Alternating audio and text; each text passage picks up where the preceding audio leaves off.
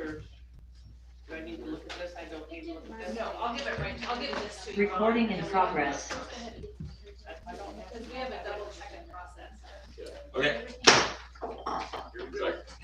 All right, it's 7:02. We're in the City Council chambers, and I'm gonna call this special session to order. You want to, Omega, can you call roll? George. Here. Buckles. Here. Acuff. Here. Hebert. Here. Hodges. Here. Houston. Present. McElroy. Here. Right, so it looks like there's no pledge of allegiance for special sessions. Okay. That's how Jim knows. That's what I figured out. Okay. All right, so no presentations. PG wasn't able to make it. I don't think we've heard back from them about it. We haven't heard back when they're gonna. It's sounding like the June, the regular council meeting in June, so the Okay. third Monday one. It's sounding like that. Okay.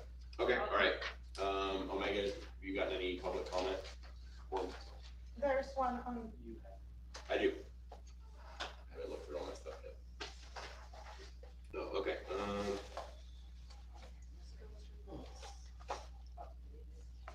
Okay. Okay. So it's from. Okay. Okay. So TK, do you want to speak? Oh, she was stuff there. Okay. So this was a question about, or bringing up, a few years ago, both Grand Ron, Willamina, and Sheridan, I guess went together on a grant or had separate grants for the wayfinding project. And this was before COVID, I think.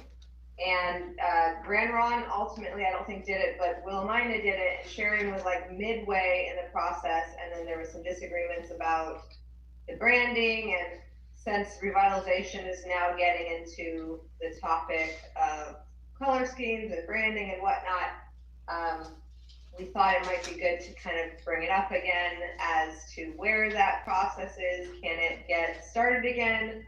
Is there a grant that needs to be requested and all that? Okay. That was all. Okay. All right. Thank you. Omega, did you get any others? No. Okay. All right. Moving on to business items. We need to select the winner of the street sweeper gaming contest. I will say what my favorite was. I don't think I get a vote, but let's say my favorite was the Vroom Broom. That was my favorite. So how do we do this, Mayor? I mean. Well, if somebody wants to, I guess, make a motion on which one to make the winner, if it passes, then that's the winner. But we can talk about, Danny. I make a motion that Sweeping Beauty takes the cake. All right, that's a first. Second. All right, No. second. Okay, now discussion. I like bioelectric. Number 21. So should we just put out what ones we like and vote on and vote? Well, if there's one you like more than that, then yeah. I think. Yeah, the motion's out there and been seconded, so we're talking about Sweeping Beauty, and if it doesn't pass, then we do it again, right? Yep. But if there's another name somebody likes better, you can make that argument for it. I can Say, go we should with vote for that. Sleeping Beauty's pretty cute. Yeah, it is. Lucy, will you turn your mic on for us? Is King Bob from something? Probably. Yeah, 3 people went for it. I think we're Yeah. too old. Yeah, that's what that makes me feel like. Like I don't get the reference. The 3 Musk Cleaners. I All thought right. that was cute. You gotta say that one fast. The 3 Musk Cleaners. I know, it's cute. It's cute too. Okay, there's a first and a second. Is there any more discussion about it, or do we want to vote on that? Okay, all right, those in favor of Sweeping Beauty? Okay, all right, that's unanimous, all right. We'll, let, principal know, and whenever we decide to award, that classroom, I'll go up there and me and Adam will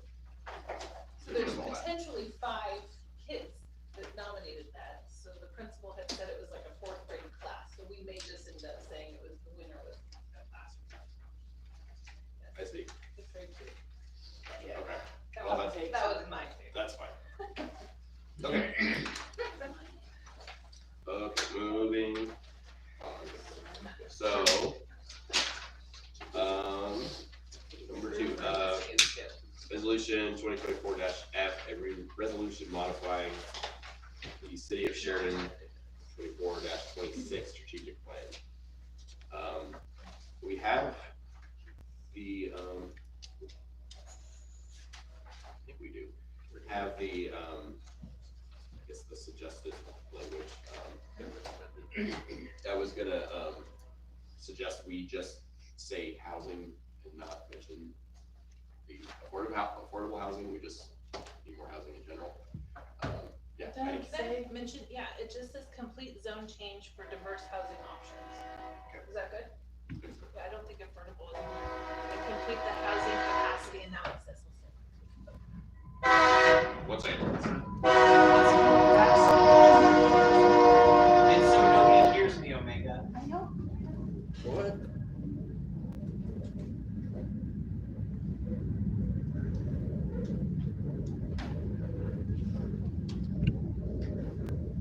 Okay, Roxy. These two targets that you wanted to add, are they, part of the survey, are they part of the master plan? Is it something we discussed and I don't have notes on, or all of the above, or what? We were just wanting to add it on there because there's no mention of housing. You know, adding housing. In So the strategic where are we plan. gonna get the housing capacity analysis? Is that gonna be from the master plan? That's for the housing capacity analysis. So then you do those things, and then they tell you what type of housing you're missing in your city. So this is just a goal, we're This adding is to just a the target, goal yeah, and not going into the. Kind of like with some of the other topics, it's something that I think we should focus on and it's on the master plan, but it sounds like it can help with grants and Oh, things. and I being agree, awarded. I would like to see it on our plan, definitely, so thank you. You also mentioned that Laura had said if it's not in our strategic plan, that chances are we wouldn't be able to find much money for it because it's not in there. Is that what she said? I think so. There was a meeting where Laura, Liam, Heidi, and Tyler were there. I don't know, Tyler, if you remember, I was talking about adding housing, and I was like, it's not in the strategic plan. I was getting frustrated because I was like, well, we need housing. So we need to add it in there, I guess. So, and if I don't know, I think it's something, if it leads to grant money and more housing, great. If it doesn't, I think at least we try it in. So, I'm interested in when this, workshop took place, the 2-day workshop in October of 2023. Why was it not added then? So from what I remember, I think there was a lot of topics. We wrote topics all over the place. And then we went around and put stickies, like little dots, next to items that we liked. And I think housing was one of them that didn't get enough sticky dots to make the cut, from what I remember. And that's been a while, but, and I think and I don't know why we didn't, I guess, didn't catch it when we went through the drafts of it. Well, I think there's a lot of stuff. And just like the last time around when I mentioned the master plan should be in the strategic plan if we're gonna have one. And then this time around, I think, because we were talking for about 3 years now at least, how Sheridan doesn't have any extra housing sitting around that people can either move into or buy, and there's just nothing out there.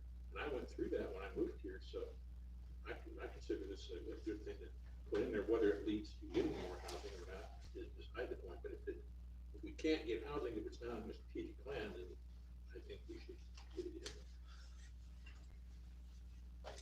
So, not that, this is just a comment I'm gonna say in regards to Jim's.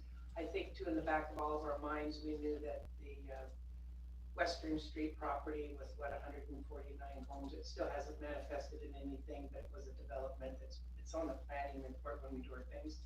And then there was those apartments right over here by the railroad tracks, I think it was 149. And I think that we kind of knew in the back of our heads that people were trying to, I mean, it's not like they're trying to, but Sheridan's not an easy place to do a lot of things with the floodplain. And it's just a lot of, and that Hyder building is a good example of that too, trying to refurbish it.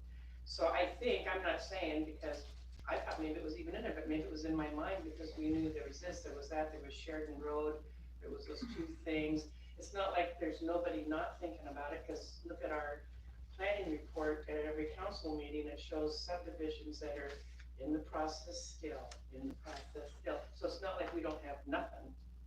I remember one of the topics up there was meet with developers or something like that, and I don't think that made the cut either, but I think I volunteered to call developers or something, see if they're interested. I think that's what that led to, but I don't know who had their hand up first, Liz or Foxy. Liz, you can go ahead. So did you call developers, and are you calling local developers, or are you calling Portland developers? 'Cause we went through that. I have talked to one who, Hayden Homes did the Dallas subdivision. I'm not exactly sure where their headquarters is, but I know they're like Pacific Northwest. And I was gonna call, I think it was Holt Homes. I saw them kind of advertise around Beaverton area one day when I haven't called them. But we are gonna meet with somebody from Hayden Homes and just kind of start this process. But as far as local developers, I know there were some, in the early subdivisions back in the early 2000s. I'm not sure if they're still building or not, but Roxy, do you know? I do. Okay.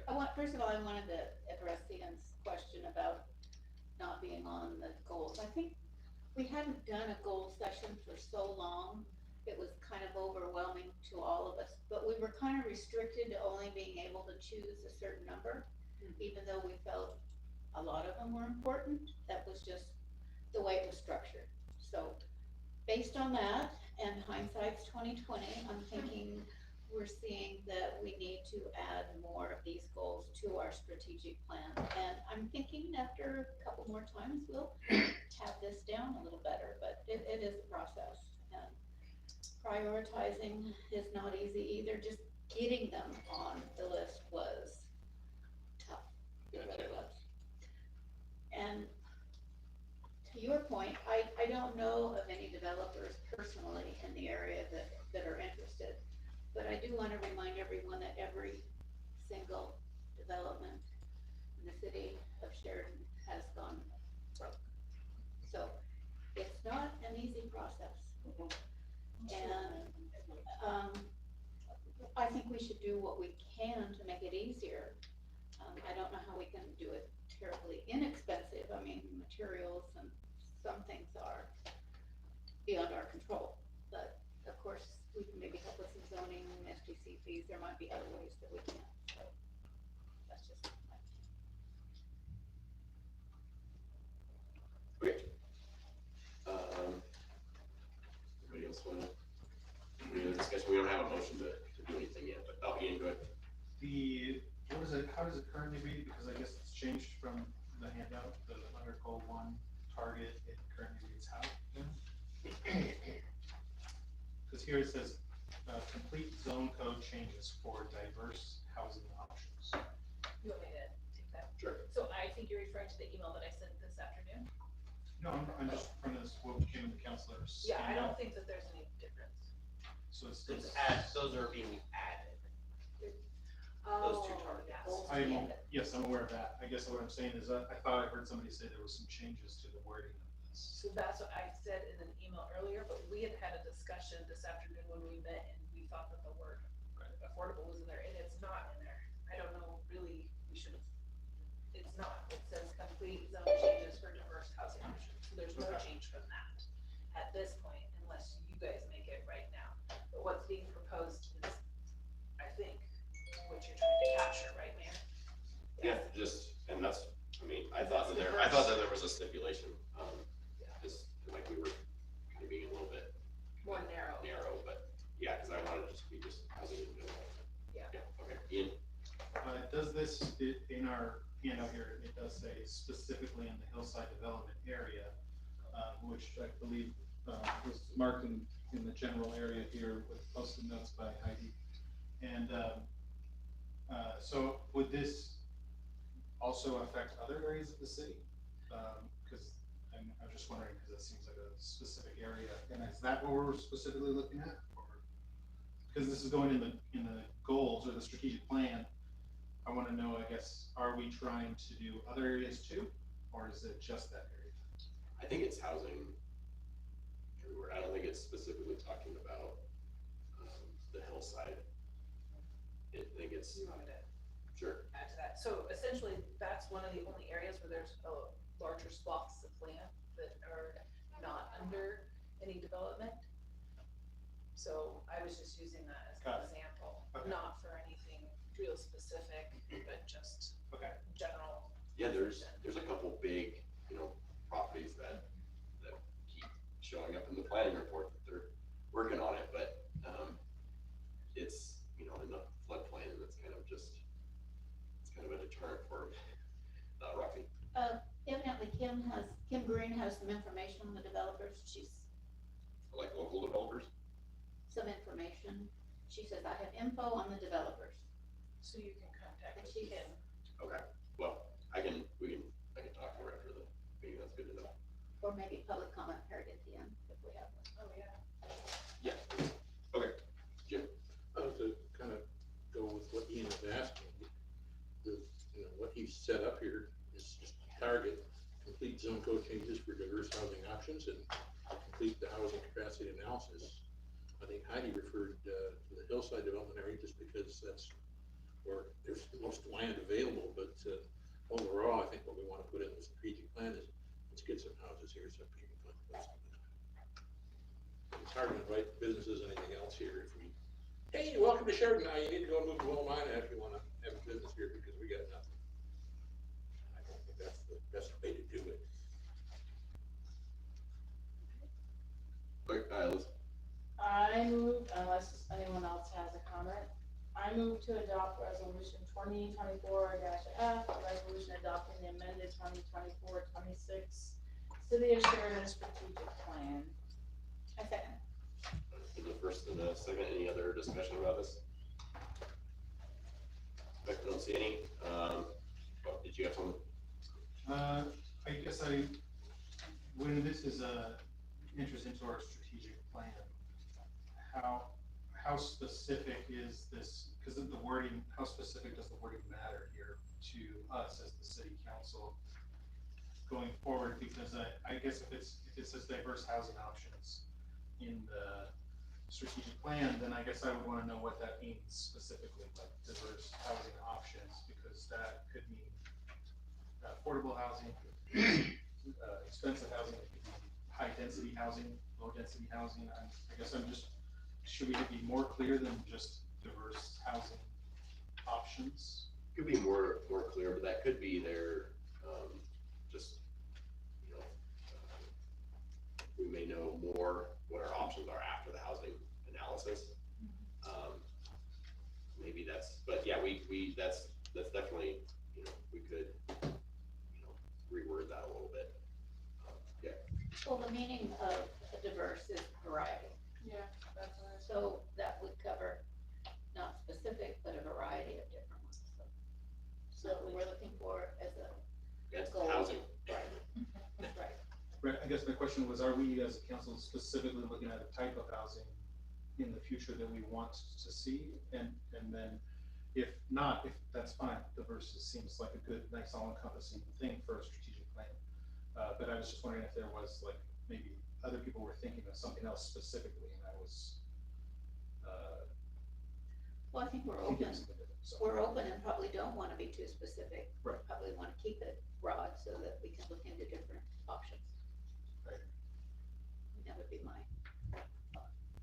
If that's anybody else's, yeah, Jim. I'm just reading, I've got the sheet plan open here and the way it reads. It just seems like maybe we should complete the housing capacity analysis first and then complete the zone code changes for diverse housing Oh, options. so like flip-flops. Yeah, Okay. that's my opinion. I don't think we would have to amend the motion, but we just reshape the order of it. Lily. I don't know if you're aware of this, but like, when something's zoned R1, that's kind of a bigger lot for single family. R2 is, you know, duplexes, multifamily, and R3 is like commercial multi. So when somebody buys a piece of property, for example, they go to the planning commission first of all. It's real hard. I was explaining that to somebody today. You can't really tell somebody what to do with their property when it's zoned for it. So, but you can encourage things, but you can't tell them what to do. But you can encourage them if you are the seller of the property, especially, but as a council, if it's zoned for it, you can do it. And you really don't even have to let us know about it, because that's kind of how we found out about Sheridan Road. And I think we didn't even know about it. I mean, people were telling us about it because it was all conformed to the code, and it was just kind of pushed right past us. The only reason I ask is that very specifically in the second portion of the resolution that we're talking about adopting, it says Sheridan City Council recognizes that providing a quote, clear and direct goals to the city manager and staff is essential for effective government. So I feel like that seems, if we're trying to give clear and direct goals, then I just had to put that question. What is that? What does that mean into the strategic plan for our city? So, and I think that, yeah, that's a good point, but I think Heidi will take it and just. I feel like it's very clear. I do a housing capacity analysis, present it to you and the planning commission. From there, we have a better understanding of what kind of housing is needed, what diverse needs. Yeah. They're like a recipe for planners to do. Okay, so, we have a first and a second. Do we want to, any other discussion? Just one small thing, sorry. On the resolution itself, the last whereas says, the city council found it necessary and advisable to revise the plan to include 2 targets which support the production of local housing. Shouldn't that be the growth of local housing? Because that's what we're talking about. And that's just a tiny Maybe, I don't know. word change, but production? I think production works too, because we're gonna be producing houses. We're not gonna be producing. But we're, That's true, we aren't doing that, but yeah, that's, the city would be. Facilitated. That's the jargon that's used commonly, is the Legal production. Planner jargon. Even, Okay. yeah, that's just the jargon. It's production, yeah. Well, it does say, Ramping up production. but our goal is to encourage growth, so that's why I'm saying that. Which is the production of housing. Okay, fine. It's, oh, I was just gonna say, if you're worried about that wording, it does say support the production of local housing, not to do the production, so that seems fair. I don't know if that seems fair to you, but. Yeah, no, that's fine. Cool. Big deal. all right, I'll call for a vote then. All in favor? All right, that's unanimous. Okay, so number 3, request for leak credit. Are we going to? So Yvonne is good. I was just gonna say, she is out of the office right now, and I'll have her, Jim Buckles, and I'll have Jim Buckles and Yvonne work together on the map. So we get a better understanding. So if you wouldn't mind, can we just postpone this until the next meeting? Yeah, just to, May, or I mean, I handed this thing out and just to let everybody know what it is. It shows the numbers I used, and then the sheet underneath shows where I got the numbers. In the packet, the numbers weren't there. I had to ask for those to get all the numbers, because you have to go back a year from what the problem was. So that's why there wasn't enough information in the packet to go through that. But I left all the numbers out there. That way, if Ron runs them and comes up with a different number, then we need to get our calculators together. Can It's this, to her advantage too. can this person wait another 2 weeks? yeah, it's just for their credit, so, Okay. yeah, we just keep the bill going, and then we get back to it when it's time to get back to it, settle it out, so yeah, no problem there. Okay. Financially, on either party. Jim? I need to flip the In calendar. one sense, I realize we're not gonna take any action tonight, but, I have a lot of, sympathy for the woman, because, she's older, okay. I mean, I'm older, but she's obviously older than me, but, I guess I had my head buried in the sand. Somebody wrote that in an email today, so yeah, I wasn't aware that the leak detectors on the, brand spanking new meters we were all so proud of when they got put in weren't working. Had they been, this wouldn't be a problem. I mean, it's very possible that she thought that these. That's how it they found it. Yeah, 2 months later, right? I believe that that's not what's been presented to us, though, Tyler, just so you know. So if that's how they found it, then that's It was sent- new information to me, I guess. So, That's just an observation, like I say, we can talk about some more once we get the numbers figured out. We have to vote, postpone that, or just, I can just postpone it? No, you can just postpone that, and then we'll Okay. get some more information about the meters as well. I will have that, for the next meeting. Okay. So task force update and extension request. Okay.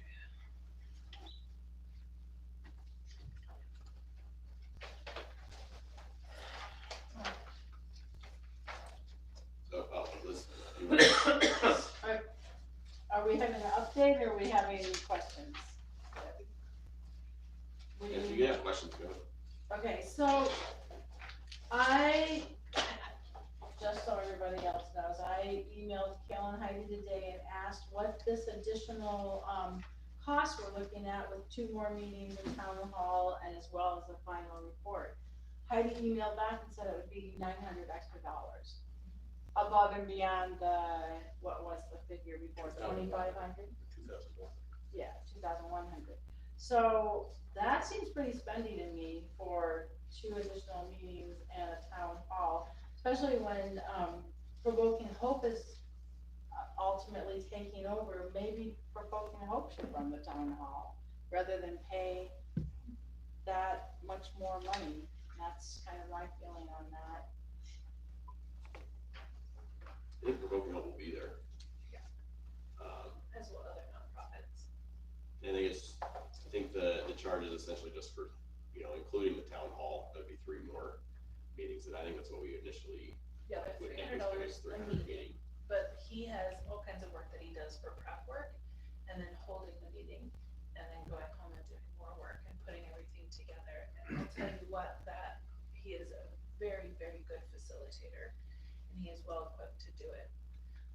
He does, he is able to pull people together too, and I think he's one of the best facilitators I've seen around.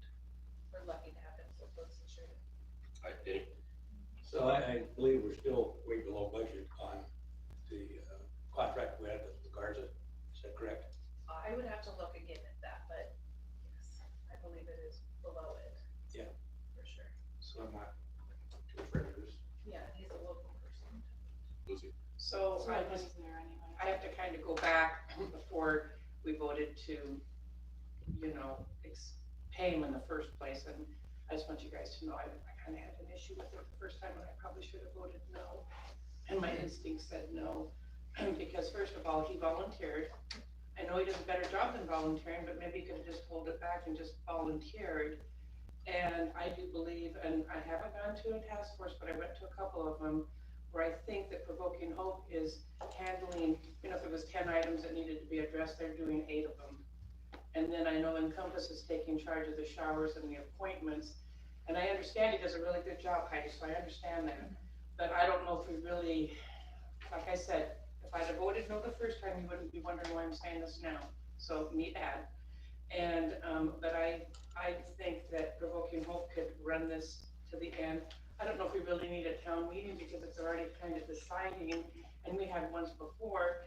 I mean, that's just like something extra that you're throwing in to make the pot look better. But I think that Provoking Hope could handle this with the Encompass. The most important thing is just to find a place for them to locate to, either that temporary here at the city or then a permanent place. I think one of the positives of having a town hall is that now we have, Provoking Hope here and a lot of other services of people that they weren't here previously. And if we do have a town hall, people can come and see what's available now. That, and I think some people asked me when we were gonna have another town hall. Since I believe the last one was November 2022. Is that regarding homelessness? Yes. And I know that's a little bit different, but still kind of the same topic. And I think we might have a bigger turnout if we have another one. Well, we might, but I think Provoking Hope is gonna have the majority of the answers to a lot of those questions. I'm sorry, go ahead. Jim? directly related to this amount of money, but some questions have come up. How many citizens started on the task force, and how many are still there? I think there was me, Liz were doing the 13 applications, I think. originally, wasn't it? Yeah, but they're, How many citizens of Sheridan? Oh, only 3 citizens. I thought there was 2, yeah, it's like Two, strictly citizens, and then Yeah. the other people were involved in nonprofits. Right. But I'm not sure the number of how many. So, from what I was told, they're not there. Is that correct? I think the citizens, There's one left, oh, 1 left, okay. and I think it was only 3. Was there 3? It was Okay. 2 or 3. Yeah. I thought there was 2, okay. And did they give a, like when an employee quits, and they get a separation briefing, Not really. nothing like that from any of the citizens? I think, one of the citizens, did they still attend the meetings, just not as part of the task force? I don't think so. Okay. The 2 citizens I know don't. Okay. Wasn't sure if they were still involved, just I in a think different way. they both may or may not. They have both made comments to me periodically, so I think that maybe they watch it, on YouTube or listen to it. Thank you, Joe. Roxy? Before we assume that Provoking Hope will run the town meeting, we need to consider what it takes to put on a town meeting, the work beforehand, and then analyzing the work afterhand. And Provoking Hope will be there, but this is a different job than what they do, right? Am I right? Yes, it depends how if you wanna host this. And, this particular gentleman, Nick, this is his forte, so to speak. And if we're already under budget, we can get someone that does the best, and we have Provoking Hope there also. I think we probably ought to consider this option. Ian? I have 2 questions. One is pretty quick. What is La Garza? I'm not familiar with that. Oh, He's no longer with us. Okay, He was Who's in the former position Nick was in. okay.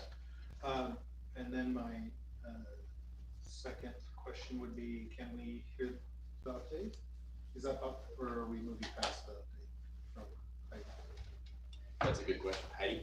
Go ahead and give us the update. Sure, so, again, let's see, Phew, where to think, or where to start? Okay, so the update has been that the housing task force, just the task force, we have been meeting here at City Hall, every other week. We had to take a break this last week because, sorry, there's stuff going on in my mind, it's distracting. We had to take a break from the last one, because there was, for efficiency of money, right? We didn't have a lot of topics at that point, and there was still work that needed to be done between the relationships and how things were gonna work out at City Hall, Provoking Hope, and at the American Legion. And so we needed to spend time figuring that out. So we haven't had our last meeting, and I'm so sorry, will you pop the calendar up so I can? So we had our last week meeting, I believe on, I think it was April 28th, and we were supposed to have one last Wednesday on May 1st, but we decided not to have that one. And so instead, we're gonna have our next meeting on May 29th, because we'll be able to have a couple of, so Provoking Hope is at City Hall on Monday, Tuesday, and Wednesday from 9 a.m. You can put it back now, thank you, Ian. 9 a.m. to 3 p.m.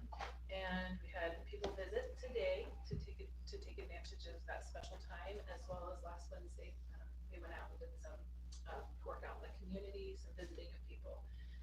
So I would say we've had 2 days of them here. It's been successful, but we wanted to have a little bit more time to see what it was going to happen and what type of services were being, asked for or requested and utilized the most. So the next task force meeting will be May 29th. We'll also at that point have more of an understanding of what it's looking like to ready the space at the American Legion, of what that looks like. There is an upstairs area where they can be located. And then if somebody has some sort of an ADA needs, there's a upstairs, it's very private, and they could also need it for that. But Provoking Hope is very excited for the beautiful space that is upstairs in the American Legion. With ADA access? No, if they have ADA, they'll be on the first floor. Oh, in I a little see, office okay, space. sorry. But that's usually the space for the Legion person, and so that's not, she's willing to let them use their office for that meeting if needed for ADA for the ground floor. But otherwise, they'll be in the upstairs part. Then, after May 29th, we will have, the town hall sometime during the month of June. And then after, so we will, at the 29th meeting, we'll also discuss, pick the date, pick the time, pick the content of the town hall, get it all kind of ironed out. And then in June, we'll have the town hall, and then, within like a week-ish of that, we want to have a final task force meeting where we talk about what happened at the town hall, talk about the next steps, and then make any final recommendations to the city council at that point. And so then Nick will also help me with the final report that is given to the council, which everybody really wanted. So does that feel like I brought you up to speed? Okay. As far as money is concerned, is the May 29th meeting has already been accounted for, is that correct? We went through the thing today in my office, and it is not, or is it? I'll have to go back and look. Well, that's I what just need money for 3 more meetings. Sure, I was just trying to count the meetings. If May 29th is one, what you just said makes sense, but if May 29th is already accounted for, then it doesn't match what you just said, so that's why I thought I'd ask. So May 29, the town hall, and a follow-up.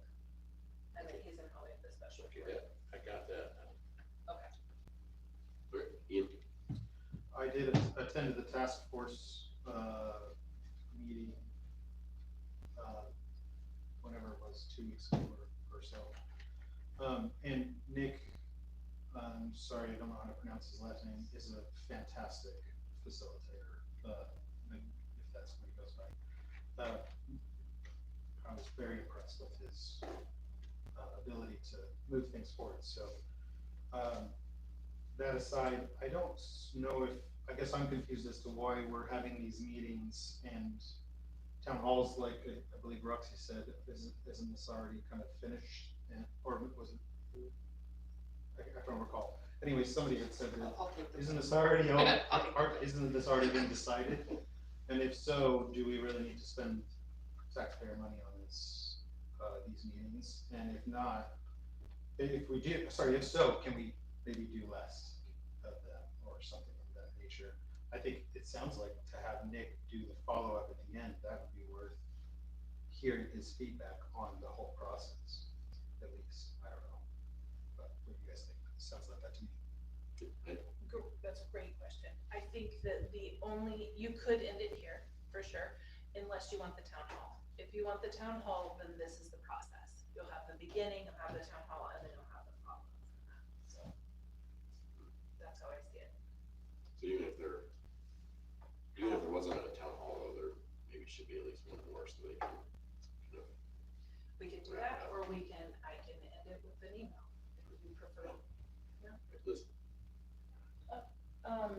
Jim, didn't you say people have said they wanted a town hall? I was I think originally that we gonna say should that, do, yes. I mean, if people are mentioning that they're interested in a town hall, and I know they're very interested in the task force and what direction it's taken and what's going to happen, I think it would be very good to do that. Lexi? And also, the last one was 2 years ago, and it was specifically about homeless, and this one won't be. So there will be a difference, there'll be different data, and there'll be different information. And I think it's worth our time to offer a town hall to our citizens. It would be based on what we are considering instead of what we're not considering anymore. And this will make it more open for the public, so they don't have to try and pull something here again, because we never were. So it's just gonna get this information out. Anybody wants to come and is concerned, it'll be there for them. I think that's very important, because people don't understand what's going on. At the last town hall, yeah, there were people there, but it wasn't well attended. I think from what we've seen and heard, a lot of people are wondering what the heck is going on, plug this and say, hey, here's the town hall, come hear what we've done, and if you've got an opinion, the town hall's a great place to express it. So I'm big time in favor of having a town hall and inviting everybody in town. Yeah. So this town hall would cover a variety of subjects, just the task force. I think it would have, so it would have the task force there if they want, I guess, to be there, but also have several different, agencies there, or, including Provoking Hope, encompass, probably, no county again, so that's YCAP, or, I can't remember which, I'm trying to remember who was there. I went to the one in, it wasn't the one in November, but it was the very first town hall, and I'm trying to remember. It was in who all August because it was so hot. I was trying to remember who all was there, but there was several groups around, yeah. So we'd probably have all of them again if they're willing to come. So just for the record, I don't have a problem with the town hall, I just don't feel like we should spend $900 to have one, and that's the condensed version. Because when we had the other town hall, we had all those groups and nonprofits there, and I don't think one individual, no offense to this guy, because he's a very good speaker, so like, don't get me wrong, he's very good at what he does. He's not gonna make people come to a town hall, it'll be the community just like before. But when we had our last town hall, we had really quite a few representatives from a whole bunch of organizations show up there. There's maybe almost more of them than there was actually participants. So the big key is quit talking about it and get your little heinies down there and show up at the meeting from the spectators. So that's gonna be the tricky one, and I don't think any amount of money can make that happen unless you're giving away free prizes at the door. But that's my issue, is the $900 to pay for it, because I thought the city put on a good presentation. It's just the lack of participation from the community. I don't know what the going rate is for facilitators or whatever, that is, but I thought Nick was fantastic. If we're gonna have a town hall, can we have a professional do this? Is that, or is this like, does this just seem like a ridiculous amount of money for this? Because to me, it seems reasonable, but I'm new, so. Well, when we had a professional, in John, it was, how much was it? 5,000. Yeah, for how many meetings, like 6? Yeah. More. Nothing is More than that, so, in comparison to the previous one, this is, much less, expensive.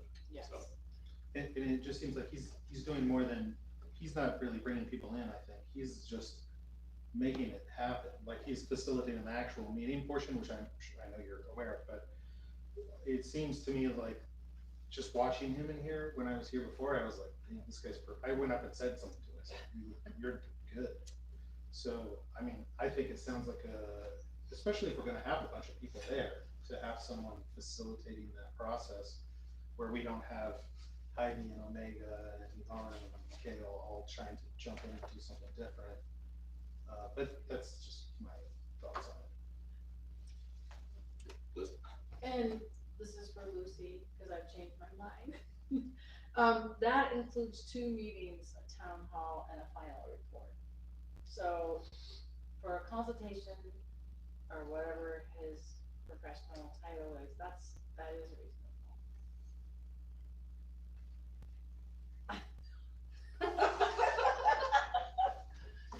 Busted. Wait, Roxy? I'd like to make a motion, that the council approve 2 more task force meetings and a town hall, and a final report to the city council by Nick Gianettino, as presented. I second the motion. Any discussions how does that work? The motion carries. All right. Any Well, just to discussion? clarify, Roxy said who you would like to make the motion. I assume that was closed, Yeah, okay. and you were actually making the motion. Yes. Okay. All right, any other discussions? Okay. I'll just, Oh, go ahead. the only thing I would, I guess I don't know if it's a discussion, but I would just say that I think if we're going to do something fully like this, like we were saying, I think it's worth it to complete it. And then be able to go back to the public and say, here's what we did, here's what they came up with. And then they can respond, and if they don't like that we spent the money, then, or whatever that we've done that they don't like, we can take that into account at our future endeavors. And it might not even be necessarily in the task force, but it's a nice way to kind of conclude things and have a final report instead of just kind of ending it as it is. So, okay, all right, any other discussion on that? All right, I'll call for a vote then, all in favor? Yep, all right, all opposed? All right, one opposed, Lucy, that passes. Okay. So, okay, moving on to work session topics and discussion. City-owned houses, 127 Southwest Mill Street and 245 Southwest Morgan Street. And so a couple things, saw Heidi's note there. I was gonna talk about the two maps we have. And Omega, you may have to pull up the GIS map. So, I just wanted to give everybody information. Trying to give everybody, information about, both lots, all those lots together. The square footage is around 16,000 square feet. And for comparison, No, you were right on that. Kayla wants us zoomed out. You don't want these? so that second picture is kind of mostly of the high school. So you want a GIS? Yeah. Like a live map, okay, sorry. Or Google Maps, I guess, either one. Well, just- we have a really nice one on the city's website, so. But I added up like the property that we have there, including, 127 Mill, and it was about 16,000 square feet of a lot. And for comparison, the lot that Astound is on, that kind of little complex, that lot is about 9,400 square feet. If we decide to keep the Mill Street house, the remaining lot is about 9,400 square feet. So it's about the same as that Astound property. So that was just something I was thinking about. Sometimes it's hard to tell how much space we have out there just by looking at it, but it's a big lot. If it was just an empty lot, there's also Heidi, I'm not sure if did you talk about I don't know if you want to play or, sorry, go ahead. well, and Tyler, maybe this is a question for you too. Can I mention the option of leasing the land, or is that an executive thing? Anything you could talk about in executive session, you are allowed to talk about it in public Okay. session, so it's just the other way around that I get to know. One of the other options too is instead of just selling the land, is also leasing the land. And then we kind of have a say in what goes there. I don't know how many developers would go for that, but that's another option. So we have a little bit more say what goes in there. But there's also been offers to buy the Morgan Street house. And then there's offers, for the Mill Street house. So there's a lot of options. I was trying to give everybody some information because it's a lot to think about. But yeah, so right here. So if where these four.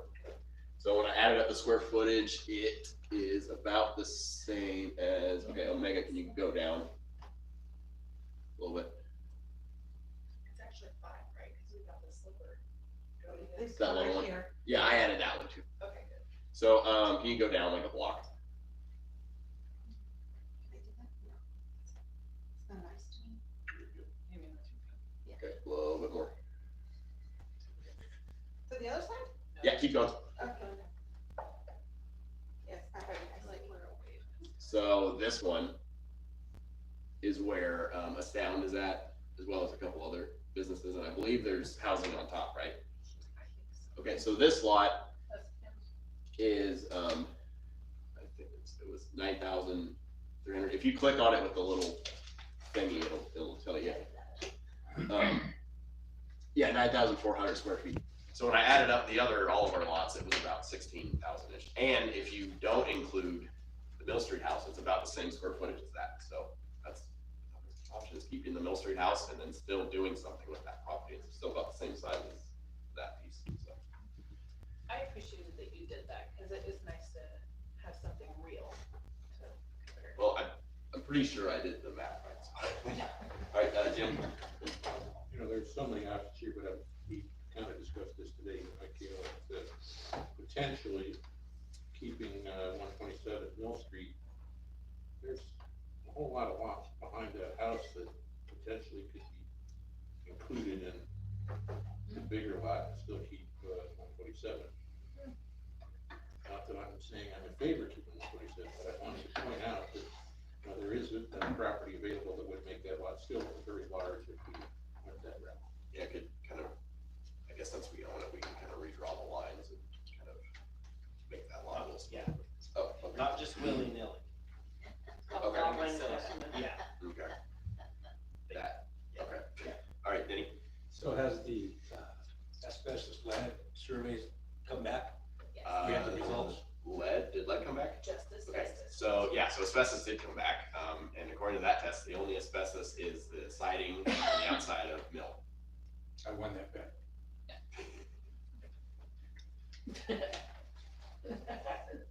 What about the black mold? That test is not back either. Yeah, so When we're still we waiting walk on those through- two. Go ahead. We are waiting on those two, but with, so if they were all, you know, done to a burn door, and I believe black mold is okay to burn, so we wouldn't have to, or remediate that. But that's just one of the many options. That's, yeah, one of the many factors, yeah. So, Yeah, Liz? did you say someone was interested in buying the Morgan Street house? Yeah. Really? Okay. Lucy? I hate to sound like I'm a realtor, like it's a real reality. I had 2 people ask me about Morgan Street before it was cleaned out. Wow. Because what you can't do and see, they can.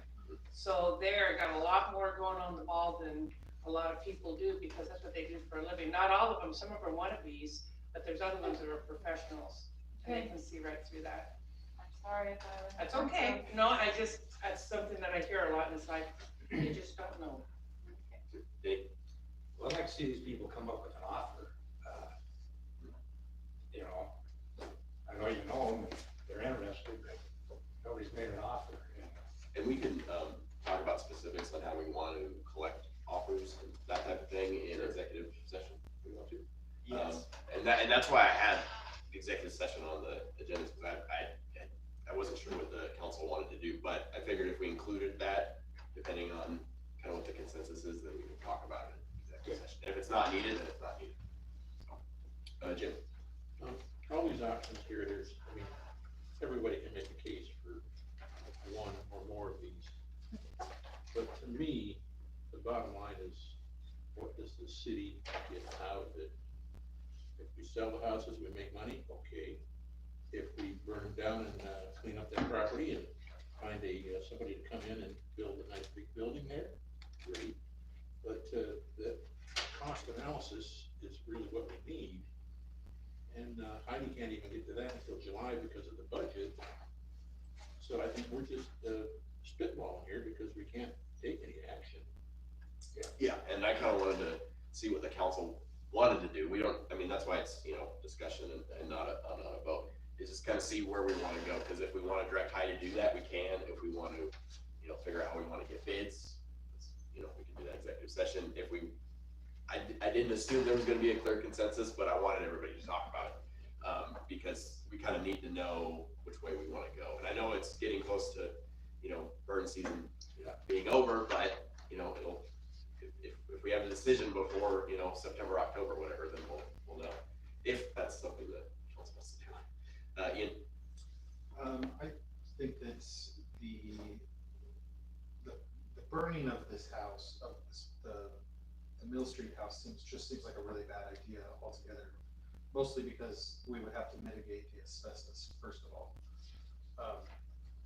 The 245 Morgan, I'm not sure why the city owns these properties, I don't really care, right now. But I don't think the city should be in the business of leasing properties, we're not landlords. We are representatives of the people, and I think that we should be justified in this discussion. What we're doing with this property, these properties, which are essentially owned by the people of Sheridan, and how we're going to use the money, whatever money we get from this, to better the city. So I personally there's plenty of houses to burn. I mean, I just tore one down in Perrydale like a couple of years ago just for the wood.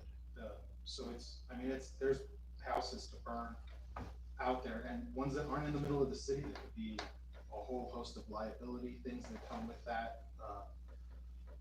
I like the idea of selling some or all of the other properties and investing into 127 potentially as a city office, a city something. And then if we decide down the road that we don't want 127, then we can sell that property with a remodeled interior and one that's up to code and legal to sell. So I believe, okay, yeah, one of the options I mentioned was repairing with a grant. And I think that is, it's being, which organization was looking at that? There's a grant in, Encompass because of the showers. So they said, cause we had talked about, pad, right, and the water and the sewer and all of that. And so they said that they could put that into a grant that they're writing for, what, I forget what it's called, what is it, Yamahill County? Oh, YCCO. Yeah, Continuous, I can't remember, I'm so sorry about the acronym. But, that organization, so Encompass was doing a grant for their other work that they do throughout the county, included all of those numbers and included money to do, the rehabilitation of the home, which we did 80,000 to 90,000 is what was estimated with all of this stuff too, for the mobile shower, the one we talked about, the plumbing and the, what else was it? The electrical, like all the stuff that's needed for that, including right down to the pad. So, they included all that because the question was still like, where are they gonna hand out the towels, right? So we thought we might as well just include all of that in there. So that is, we can wait to see if that grant, if it's awarded. I do not know what the timeline is for that. It will be, I think it's a very competitive grant cycle. I've heard quite a few nonprofits that have applied for different funding throughout the county for that. So, what else was I gonna say about that? Oh, the best part is that we don't have to do any of the grant administration for it. So that's nice. If that is awarded. Denny? So a while back, the Church of Nazarene, they have that duplex up there, and all they're missing is water and sewer to that. It's ADA accessible, it's got everything we need. I'd like to see that grant money go there, because the city shouldn't be involved in any of this. We're not in that business. Encompass is in that business, not the city of Sheridan. And to use it as a visitor bureau later, I don't know any town that the city runs a visitors bureau. That's a private sector deal. That's done by the private sector, period. So anyway, I sure don't want to see taxpayers' money go into a remodel on this place. For clarification, we didn't write, Encompass didn't write a specific location, so it could be used in a different location. Good. Sorry, yes. All right, Ian? To be clear, for Denny, I don't know if you, just so you know what I was talking about, I'm not talking about the repair grant at all. I wouldn't support that. What I was saying is I believe that if we were to sell these other properties here, that the proceeds from that could be used to turn this into potentially more locations for the city to use for whatever purposes that is. For instance, in McMinnville, they have several like really nice houses on like 5th Street, I think, that are like county offices and other buildings that used to be homes. And so I guess I'm just imagining that, but it seems like we may need more space for city administration. And if that's the case, then a house right across the street from City Hall seems like a good location, and if not, I could be wrong, but that just seemed to me. All right, Liz. Well, back to what you said about the Nazarene Church, I thought there was some issue with insurance, that they couldn't run a resource center or something like that because of insurance reasons. I haven't heard that. Didn't that come up at a task force meeting? To my knowledge, the issue, I'm so sorry, because my knowledge is that they, need still approval from their board too. Right. So this is, nothing is finalized at the Nazarene Church. And then the other thing is that they do need ADA, as we started to like peel that onion back in the task force meetings, they need ADA, and a parking lot needs to be kind of reconfigured for some of the ADA issues too. Anyway, so there still is, but that is one of the locations, that is one of the top locations if approved by the board. So we really need to underscore that this may not be feasible. At that location. Yes, because they need approval from their church board. Right, Lizzie? Roxanne, did you have your hand up first? I was the last one to put my hand up. So, I mean, thank you for pulling that map up, because I've never really looked at it like that. But since we're not gonna make any decisions tonight, I'd like you to think about it. And I think 127 would be a great house for the city to keep, but everybody kind of knows that.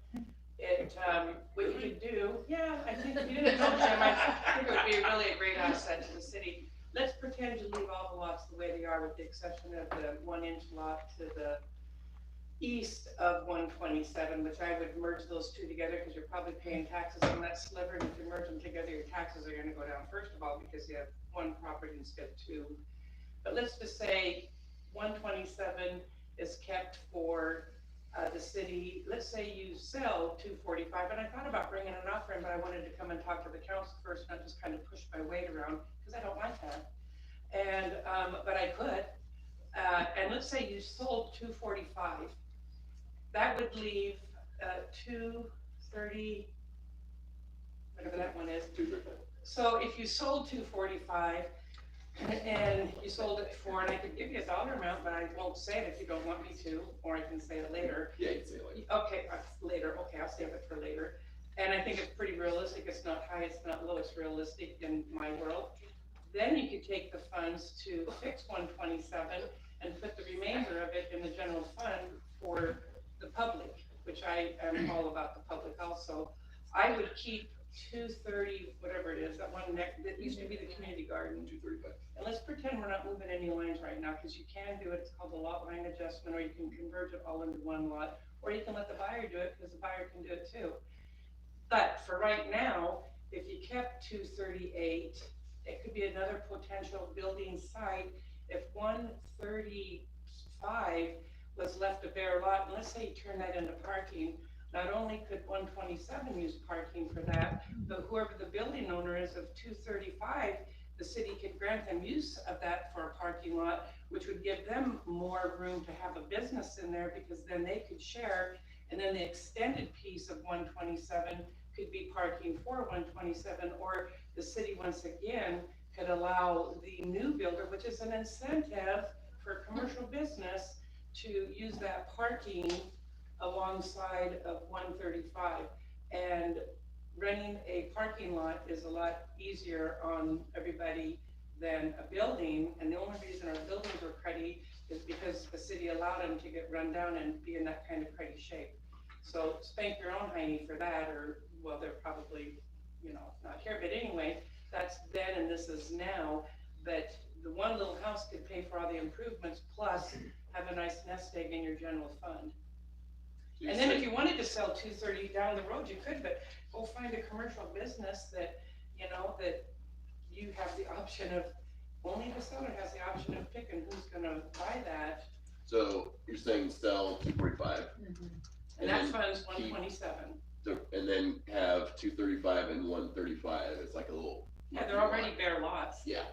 Okay. So selling the one on the corner to somebody, and then, yeah. Because if you sell the one on the corner, you could actually sell it for more money as a standing building than you could for all the money you're gonna put into it to burn it down and then tear it off the property. It's not gonna be worth nearly as much as it is to one of those people who can actually fix it and I don't know about Heidi, but the contractors told me, somebody that came by, and I believe it was I could be wrong, I thought they said something to the form of a nonprofit, and that might complement the city down the road. Like I say, you can't control buyers, but you can certainly encourage them. And then you have parking for them. So like the money that would, in order to burn down 245, you're saying the money that we would have to put in could offset? You could sell it for more than you could sell it after you burn it off, tear it off, then you got just a lot. Okay. Even, you know, and it would sell for more, believe it or not, if somebody could fix it as a usable building. And I've had more people say, no, could I go in there and take a look at that? And that was back when it was full of junk. I said, no.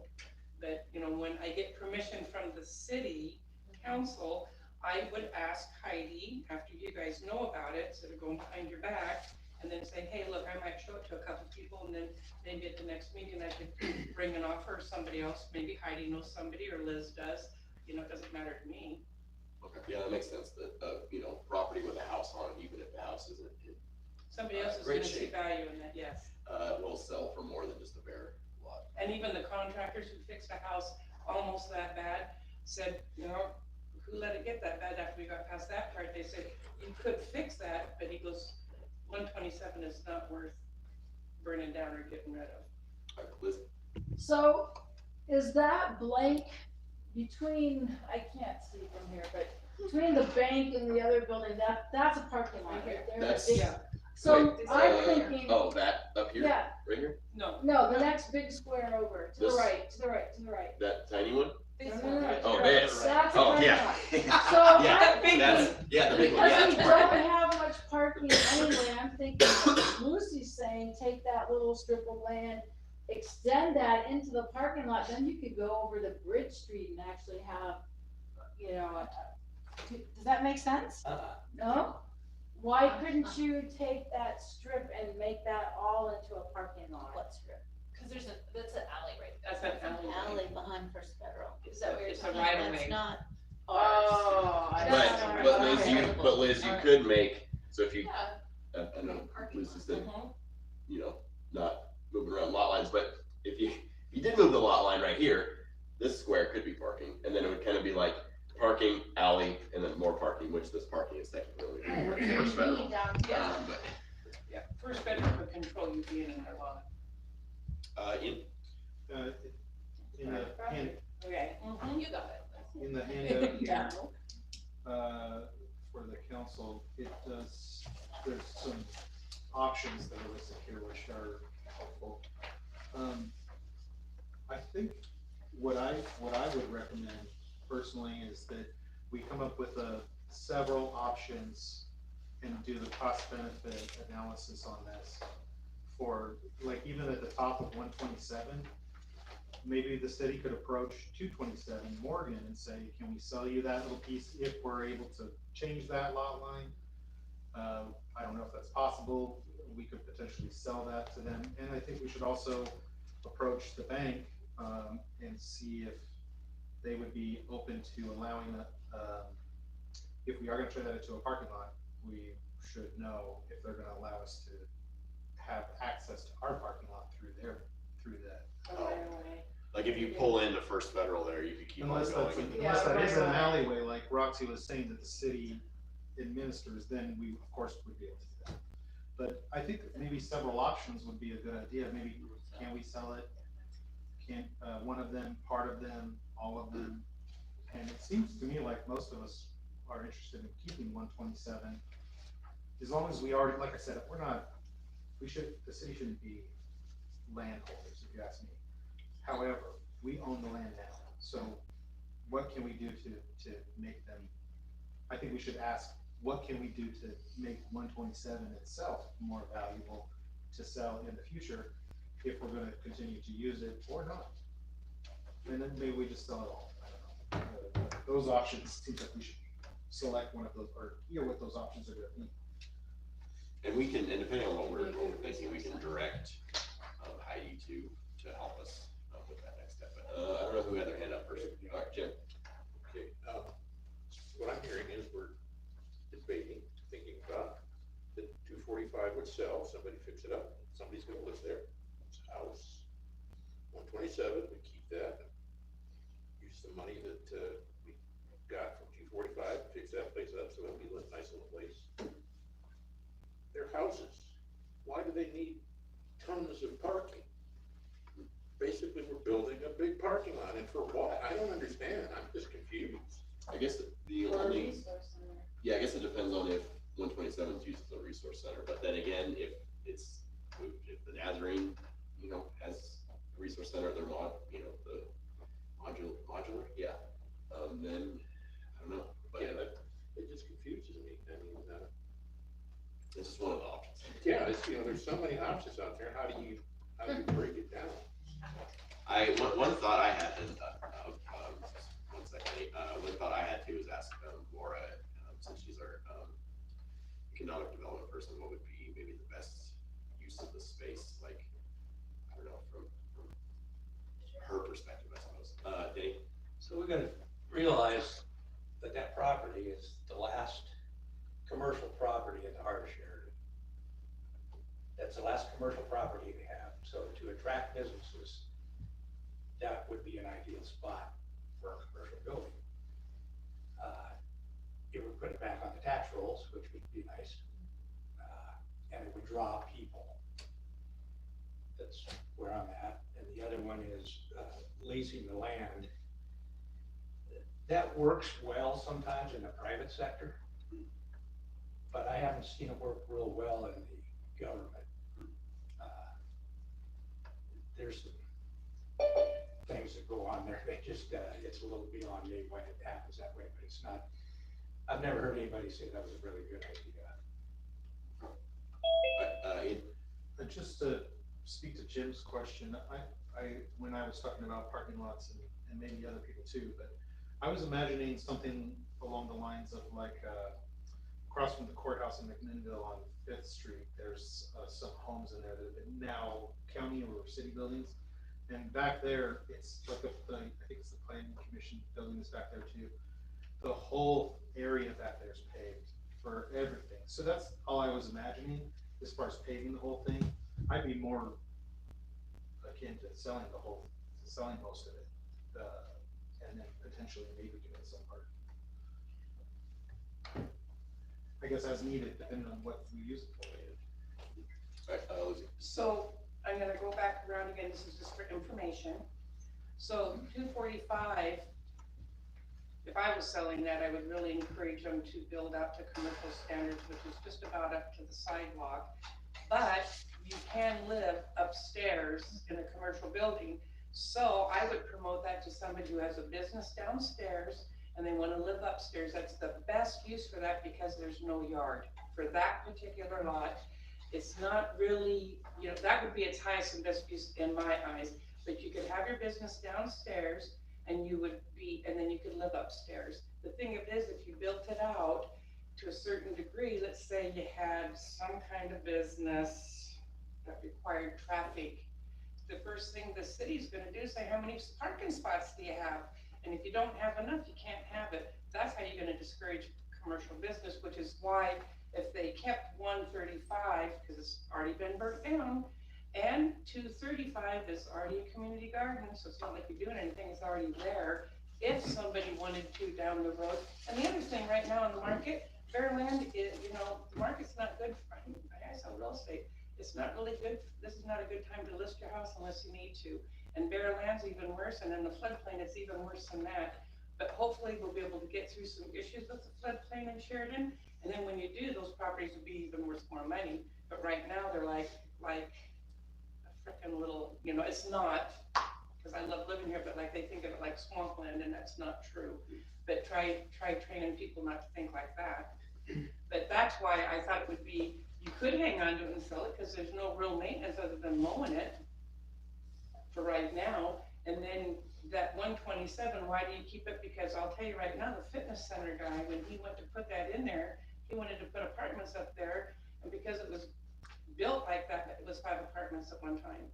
The city, I believe, somebody in the past city said, well, you can't have it because you don't have any parking spots. He would love the city if the city said, would you like to use some of these parking spots to promote your business? Because right now he hangs off the First State or US Bank, so he has no parking. So when it comes to parking for others, that's where I see that to be a benefit to other people coming into the community. Good point. You know, the city does need, you know, more parking, so. Yeah. And I know we talked about, adding I think Heidi, isn't there, is a parking lot being put in, or just still, is it still being discussed, further down? For Was it which Morgan? location? Oh, for the, parking lot, yeah, yeah, was for that the park. further down? Okay. the park down The there. riverfront? Yeah. Okay. But that could very well, I mean, today we found out that we made the short list essentially for this project for the riverfront, so there's like 9 locations that were vetted out. And Sheridan was one of them, of the top ones, yeah, so good, so I mean, but if we're thinking about that, that could very well be used for a canoe or something, parking, right? And so that's the goal, is to fill it up with riverfront people, you know, but then it's still patronage Recreation. downtown. Yes, recreation. So now you got me thinking, since your fault, is during the summertime, for people who want to kayak and they sometimes want to leave their vehicles with their trailers, but you don't want them plugging up the riverfront because that's where people should be with their families. They could do extended parking in those parking lots, even if you wanted to charge a minimal fee or just let them do it because you're a nice guy. I have something. That's a good point. It would help the tourists. Ian? During the riverfront meeting, I believe that parking was part of the requirement for some of that stuff that they were talking about, and I can't remember exactly what, but there was some parking requirement, and you're right, that is a potential spot for that. And like you're saying, if they do develop, if we do develop the Morgan Street landing, then the value of those properties is gonna go up quite significantly. And if I can tag off of him for a second, because the old coast to coast, Okay. sorry, because the old coast to coast or the dollar store, I guess we're turning it into some kind of kids arcade, and I said, where's everybody gonna park? And they said, oh, in the parking lot in the back. What? So that's gonna be competition for summertime facilities, correct? And so once again, the parking could come in handy just to help people out versus pressing along. Listen, Well, I'm just curious, with the vision for the riverfront park, isn't that going to be like a roundabout rather than an actual parking? I thought it was, like the way it is now, it's a roundabout. And then the middle part, there'll be parking in there. Oh, okay, all right. Like where the grassy old house used to be. We just took down the shed. That area. Can I add to that just a little bit? I think they're working like on just under being an engineered plan to figure out the parking behind that, to get the ultimate parking for people to use those spaces in the back of that building and still being able to have what you're calling a roundabout. Yeah, whatever it's called. Yeah, same thing.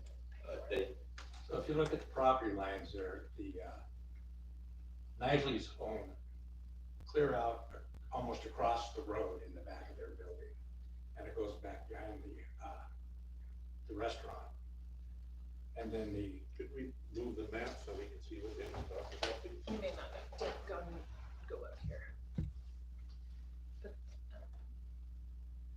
I think somebody on the riverfront committee is working on that exact thing. Yes, they are. And then behind where the bounce house is going, they own clear into the greenery too. So, Can you say which number so I can see? I Can you see? can't it? see it from my Sorry. phone here. Why don't you get that at 134, 36? This one. That's 136, but Yeah. all of, oh my, I can't do this sideways. Is that Knisley's? No. Lucy might be best. 132. 132. Basically, those white areas in the middle, right here, are Oh, not, these are owned by those buildings in the front. Okay. And then the museum Not hashed gets areas. gypped, they lose their roadway there, that's not there. But all those buildings kind of built on to the end and they kind of built into, it's a debatability that's being looked at right now. Is that This is one of the 143? reasons we need to Yeah, get some of here and this here. fixed before we do any Yep. paving or any Yep. sort of design work for this, Okay. so you're. Yeah, it's a long, thin. That's what the riverfront group is really Yes. doing too. And actually making good leeway with a couple of the property owners, so that's good. The power of volunteers. Six is Yeah. the bounce house. Just for your reference. I believe that's correct. Yeah. So, I'm just cross-referencing with Google Maps. So,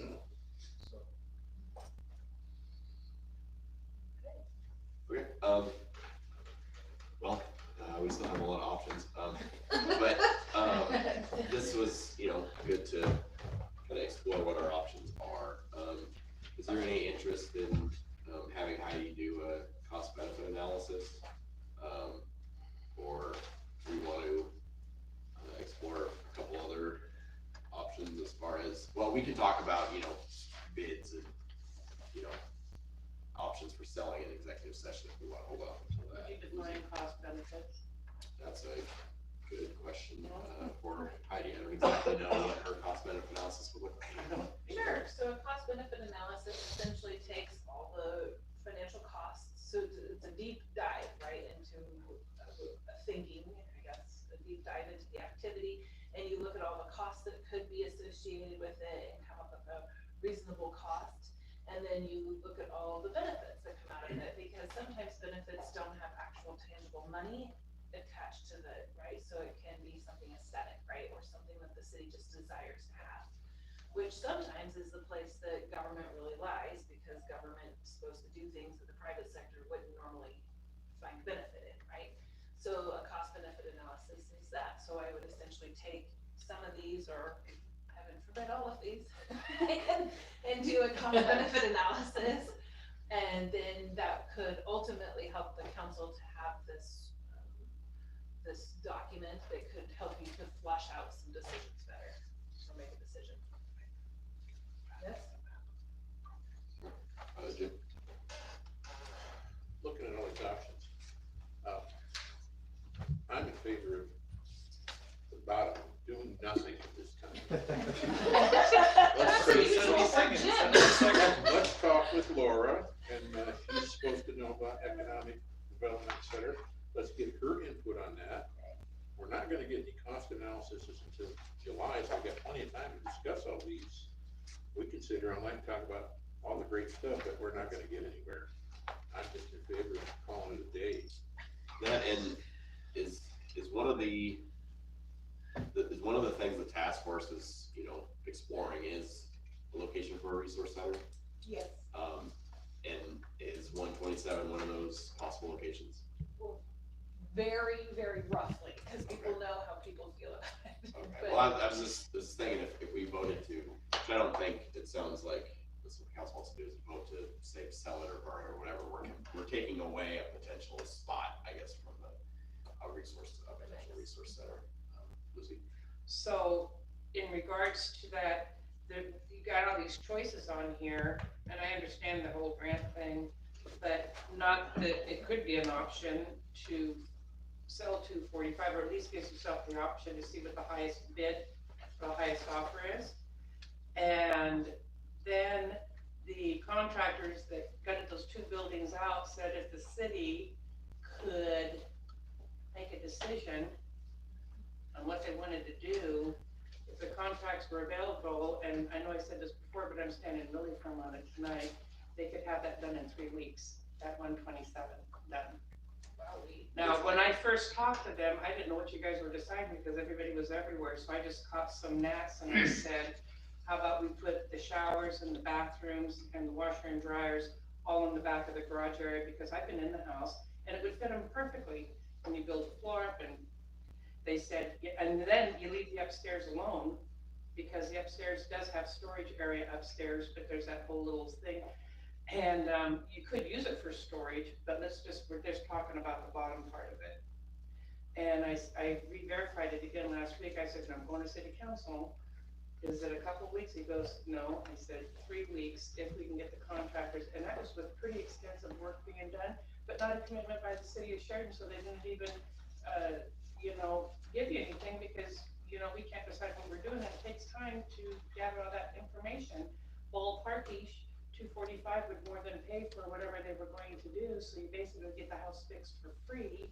And then you're just paying taxes on 2 bare lots, which is cheaper than a rundown house. And I'm talking about 245. So you're saying 3 weeks to do To finish remodeling the house and having it open for a 120. resource center. 127. That's right, Okay. 127. Alright, Denny? So I'd like to see somebody's analysis of that house, because the back 20 feet on the right-hand side of the house is sitting on the ground, it's not on a foundation, it's sitting on timber. 2x4s, and I think a 6x6 or something under there. That was the old garage area, and I don't know why that's the only part that's not sitting on a foundation, but it's not. I don't believe that 3 weeks is enough time to get in and repipe, run new electrical. I don't know if that's a 150 amp system in there, but that's not enough to run washers and dryers. And again, we don't want to own washers and dryers. We don't want that. I guess it would depend on the size of the washer. The house I just bought, it was either 100 or 150 amps, and their washer and dryer was working. No, But she's talking about 3 or 4. yeah, that would probably be. But I know, I guess it just depends on, I guess, what the cities would require to have that building up and running. Because if we do have to run a new electrical, that's one thing. But like, my house, it's got 50-year-old wiring in it. That's how it is. But if that's something we have to upgrade, then that is a big cost, big thing to do. But yeah, I agree with Denny, it's not a realistic timeline. 3 weeks I've been in construction my whole life. There's no way that anything is happening on that property in 3 weeks maybe to get the house jacked up and the 2x6s ripped out of there or whatever they are. But I mean, that's a lot of work to jack up a house. I mean, unless they're gonna have like 30 people on site working on this stuff, there's no way that's gonna happen. However, I like Jim's idea to either 1, do nothing, or 2, can we maybe agree on getting bids for 245 at the very least, maybe, or that's something we're gonna talk about later? yeah, we can talk about the specifics of that in executive session. But yeah, and I guess and as far as the timeline goes for fixing it up, I guess that all depends on what it needs to be done and what we want done too. Okay. Yeah. Okay. Any other discussion? Well, I'll say one more thing, then in a rebuttal to that. These guys are licensed and bonded contractors working in 2024. Like an 1896 house and refurbish the whole thing. I can have them come in here and you could tell them you can't get that done in 3 weeks and hear what they say to you. Because when somebody that does it professionally for a living can do it, like they had those houses cleaned out in 2 days, and I think somebody said, oh, it's gonna take more than 2 days. I believe they got it done in 2 days, didn't they? And I was told, well, that'll never happen in 2 days. Well, you're gonna eat that? So I take people at what they say, and they've proved it with other homes that I've seen them fix that were in worse shape than 127, but not quite as bad as 245. And they said that even 245, that, somebody could fix that. I might even ask them to put a bid on it because I know the work that they can do. But I would be glad to invite them to come back for council to talk to again. Additionally, if anybody wants to go and look at it, just come and let me know. It's less gross now, so. Not anybody, will limit to the council's.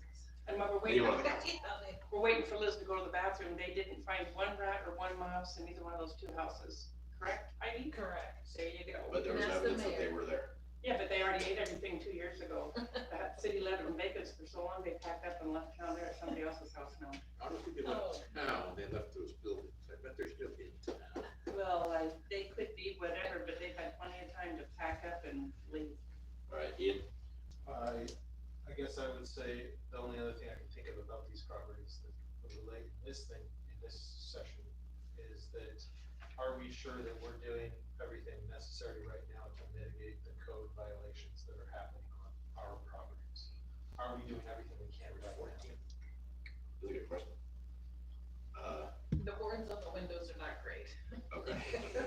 But we do keep them mowed. I guess, yeah, I mean,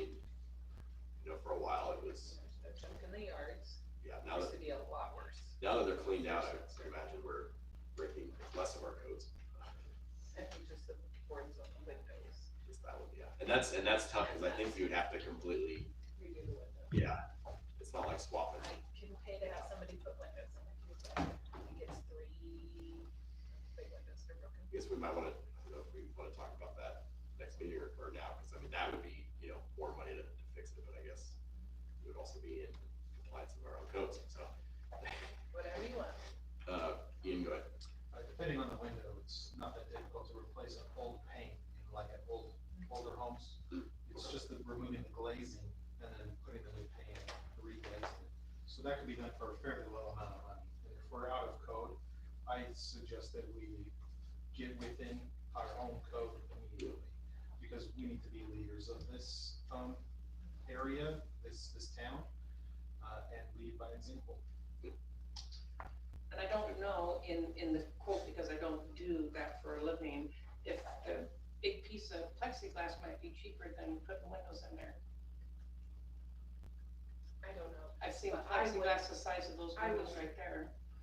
You I mean, it looks like a window. You never, I would like to also just have it look nice. Yeah.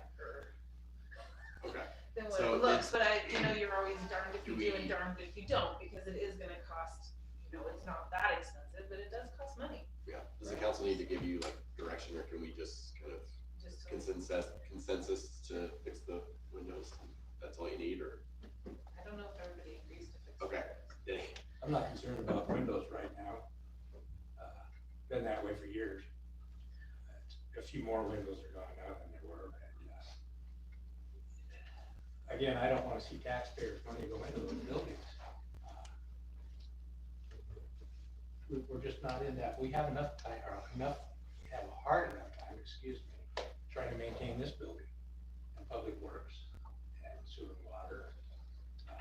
Money's tight for maintenance on our buildings, then we're gonna take on another building and dump a bunch of money into it, taxpayers' money. I think you'll find if you ask your neighbors and friends, you wanna put a bunch of money in these houses, I think you're gonna find they're gonna say, hell no, that's crazy.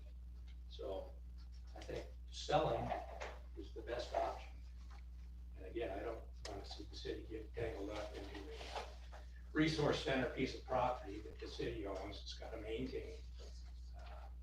That's just not a good way to go, in my opinion, and I think if you talk around, which I've talked around a little bit, people are not real enthused about that, when there's nonprofits that have places you can do this, so. Ian? I visited every site that has an open code violation in the city on Saturday and looked at all of them. And there was there was one or two that I couldn't find or listed incorrectly, but, it's paramount that the city is within the code.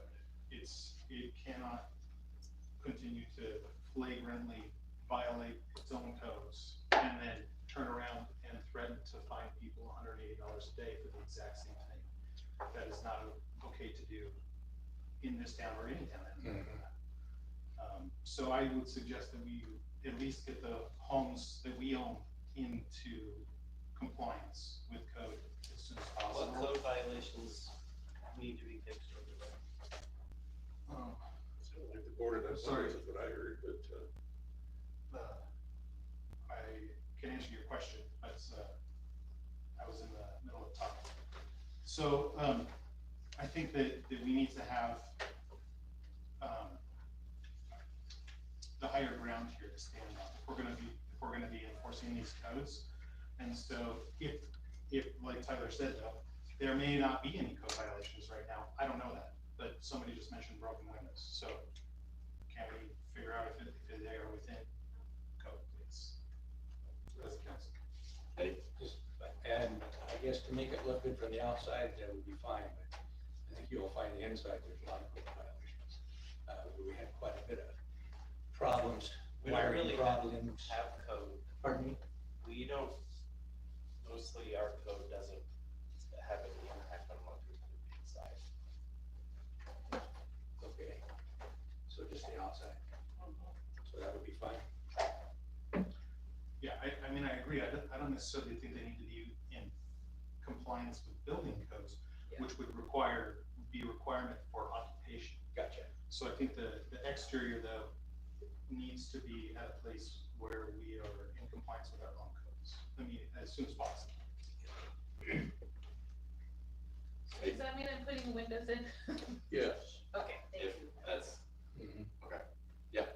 Okay. And then, I guess have Angela look them over and Yeah. if there's anything that, you Yep. know, that Is we're that the not in one compliance for, with. excuse me, 120, well, Oh, all of I them? think 127, I think all of their windows are intact. It's mostly 240. 240. We'll look, we will look to Because I'm pretty sure, the guys that cleaned out the houses, they went and they put boards on anything that was broken. And I don't think any got put on 127, but I haven't looked in the very, very back, so. maybe I'm wrong. I've looked at the back. It's okay. I asked them to put plywood on them because I didn't want them to get further damage of water damage and such too. Liz? Back to the question of plexiglass, are you gonna look into which is less expensive? Cause if we tear them down, why would we put glass in and then tear them down? I think section pane glass is gonna be cheaper than plexiglass. Okay, alright, I don't know the prices.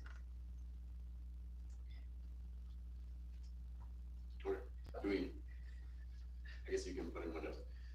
Okay. Do an analyzation visual, just make sure it's got. Okay. All right, anything else on that? Please, no. Okay. I'm sure we'll be talking about it. I'm sure that's the point. Okay, all right, next we've got, language updates to, Municipal Code Chapter 5.16, Peddlers, Solicitors, Auctioneers, Circuses, and game operators. I know Liz and Tyler were working on this. Tyler did it, good job. I mostly just fix things that was fixed, but Jim, I know you had some, I didn't write as we were talking, so if you could go through your.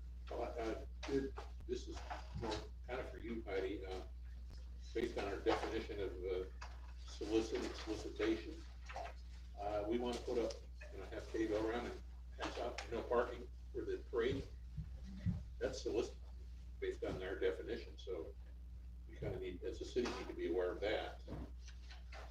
But the one thing I found on page 20 was, right at the very top line, they want to name an individual in charge of the Portland area office. What if they're in Salem? What if they're in Eugene? I just think you say in charge of the local area office. I don't know where to put that, but you don't want Portland sitting in there. Or nearest. Nearest office, yeah. And then I did catch what did we decide on, that semicolon I found, Tyler, was It needs to be a comma? period. Period, okay, just be period. And then, the great word in the middle of paragraph A under, or paragraph B under 5.32.050 registration fee, in connection with the assemblaging, I can't even say it. I could not find that word in the dictionary. I asked Google, help me out. No. I think we could just change that to assembling and call it a day, but that's my opinion. And other than that, I think Well, that's Jim, I have a question for you then. If we're talking about the assembling of people. right. that Well, you can sounds say like- assemble age is also a word, I found that, but not the assemblaging, the ing part of that is just not found in any Verb. place I could find it. Which is involved here. I- Actually, I think this is a little bit involved. I did, like I said, I went to Google and it said, if you want assembling, no, I want assembling, no. It gave me the same results as it did for assembling, so, couldn't find it. I wanna leave it, if you think it's a word, I'm good with that, but it's a tongue twister. Neutral on to, as to whether it is a word or. I think that's all I What found. about assembly, Jim? Sure, that works for me. Oh, and then, in case everybody didn't really through it, the last line E on page 24, we are allowing kids to go out on Halloween night and get candy. I thought that was kind of. Yeah.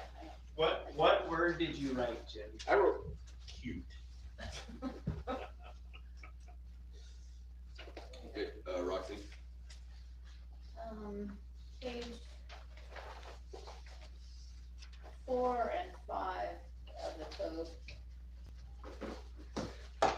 Is that the one with the red text or without red text?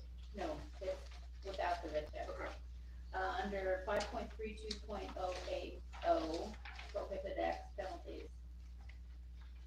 Number 1 says solicit before 9 AM or after 9 PM, when local time is daylight savings time. Yeah.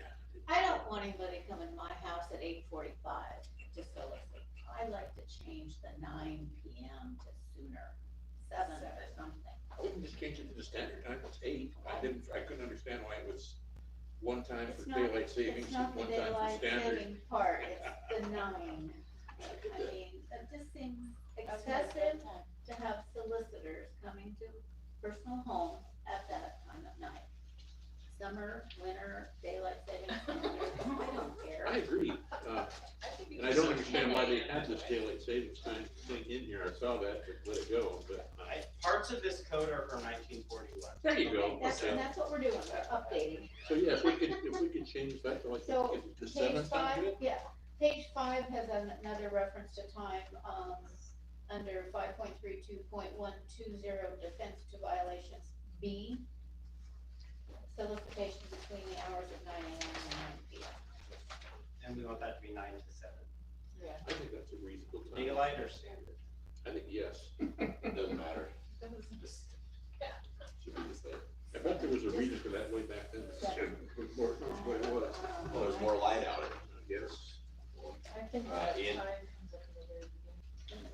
I believe assemblaging is a law term, it's in Black's Law Dictionary, if you look it up, it just means the same thing.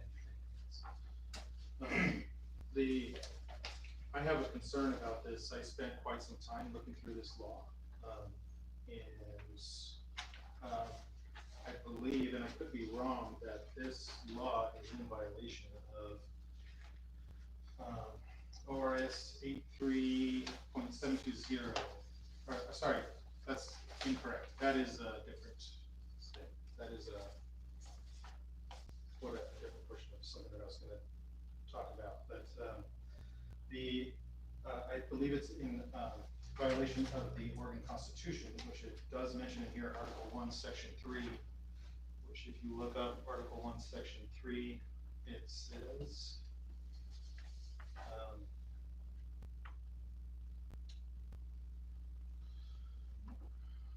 no law shall, in any case whatever, control the free exercise and enjoyment of religious opinions or interfere with the rights of conscience, which, if you don't know what that means, that's for people who don't participate in things out of conscience. I believe that this law is in violation of it, specifically in the portion. You're looking at the old one. This is the one with the changes that you'd like to make, though, Okay. right? Yeah. Okay. Section, this is on page 27 of the council package. Section 5.32.050 registration fee, subsection B. The city recorder may, which means that the city recorder can still, can choose to do this or not do this.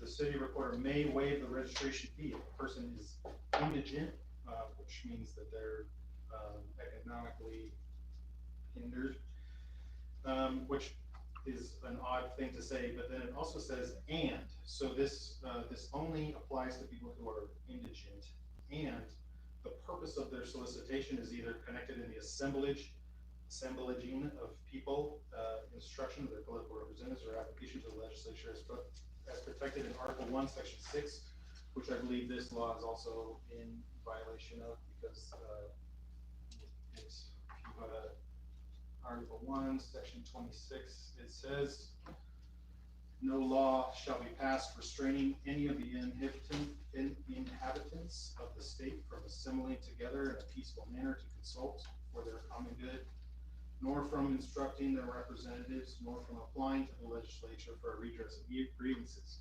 And I believe that the way I read this portion of our law is that we are requiring religious people to, seek a permit, which is a violation of their, constitutional rights, both in Oregon and the United States.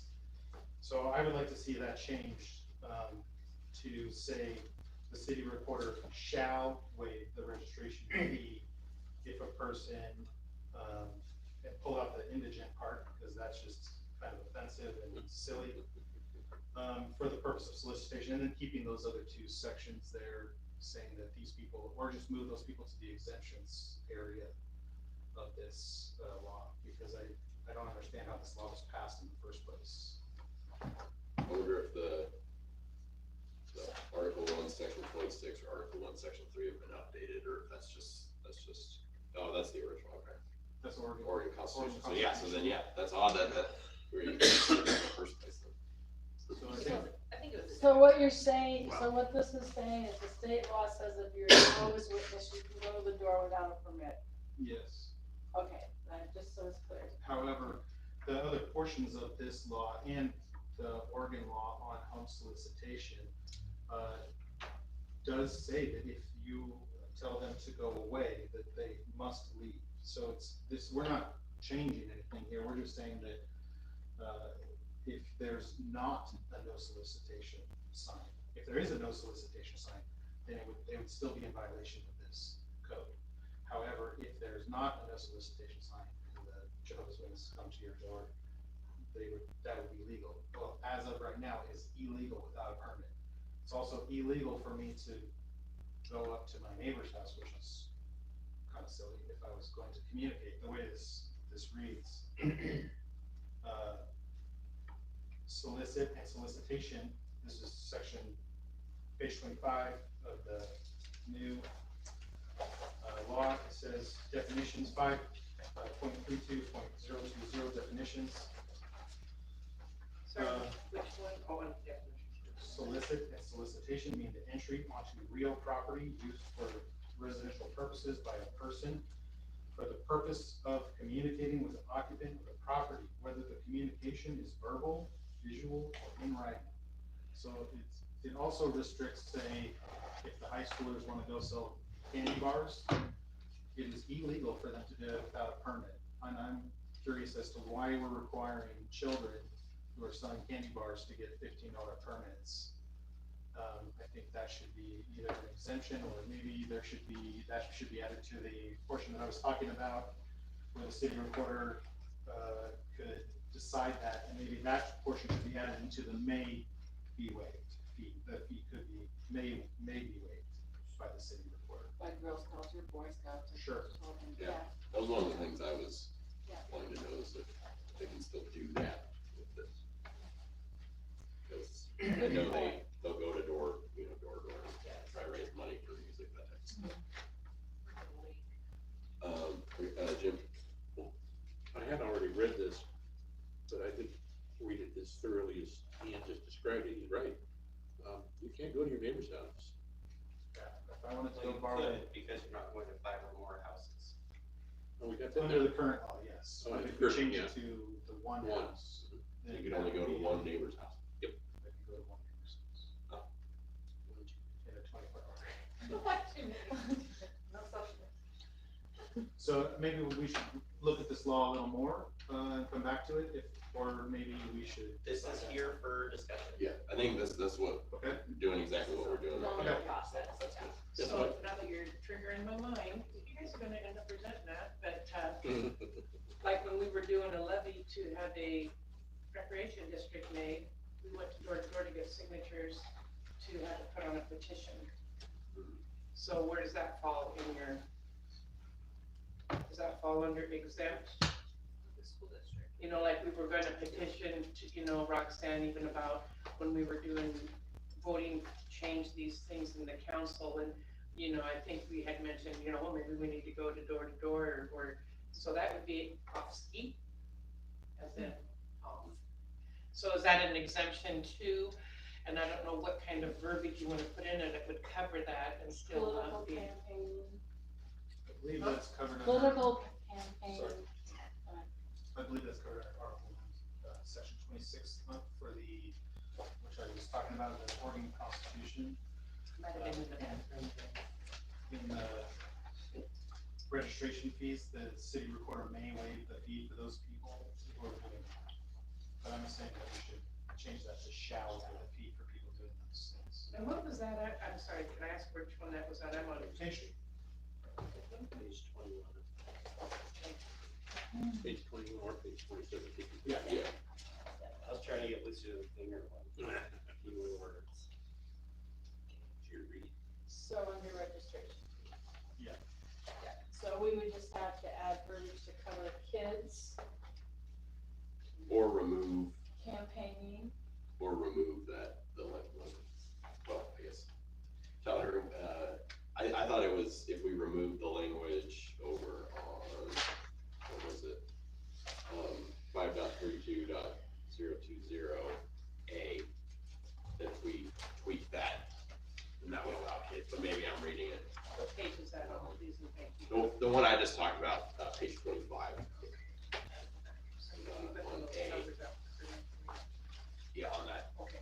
that A, because it's already been tweaked a little bit, but if it was tweaked more, it sounds like, Tyler, then that means kids could, or do we need to kind of more state that kind of?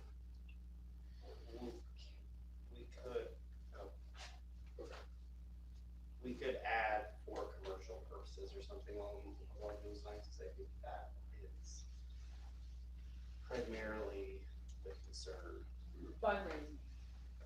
That's commercial? Is that commercial fundraising? Because that's what kids are usually doing, they're fundraising for a class trip or something. It could not.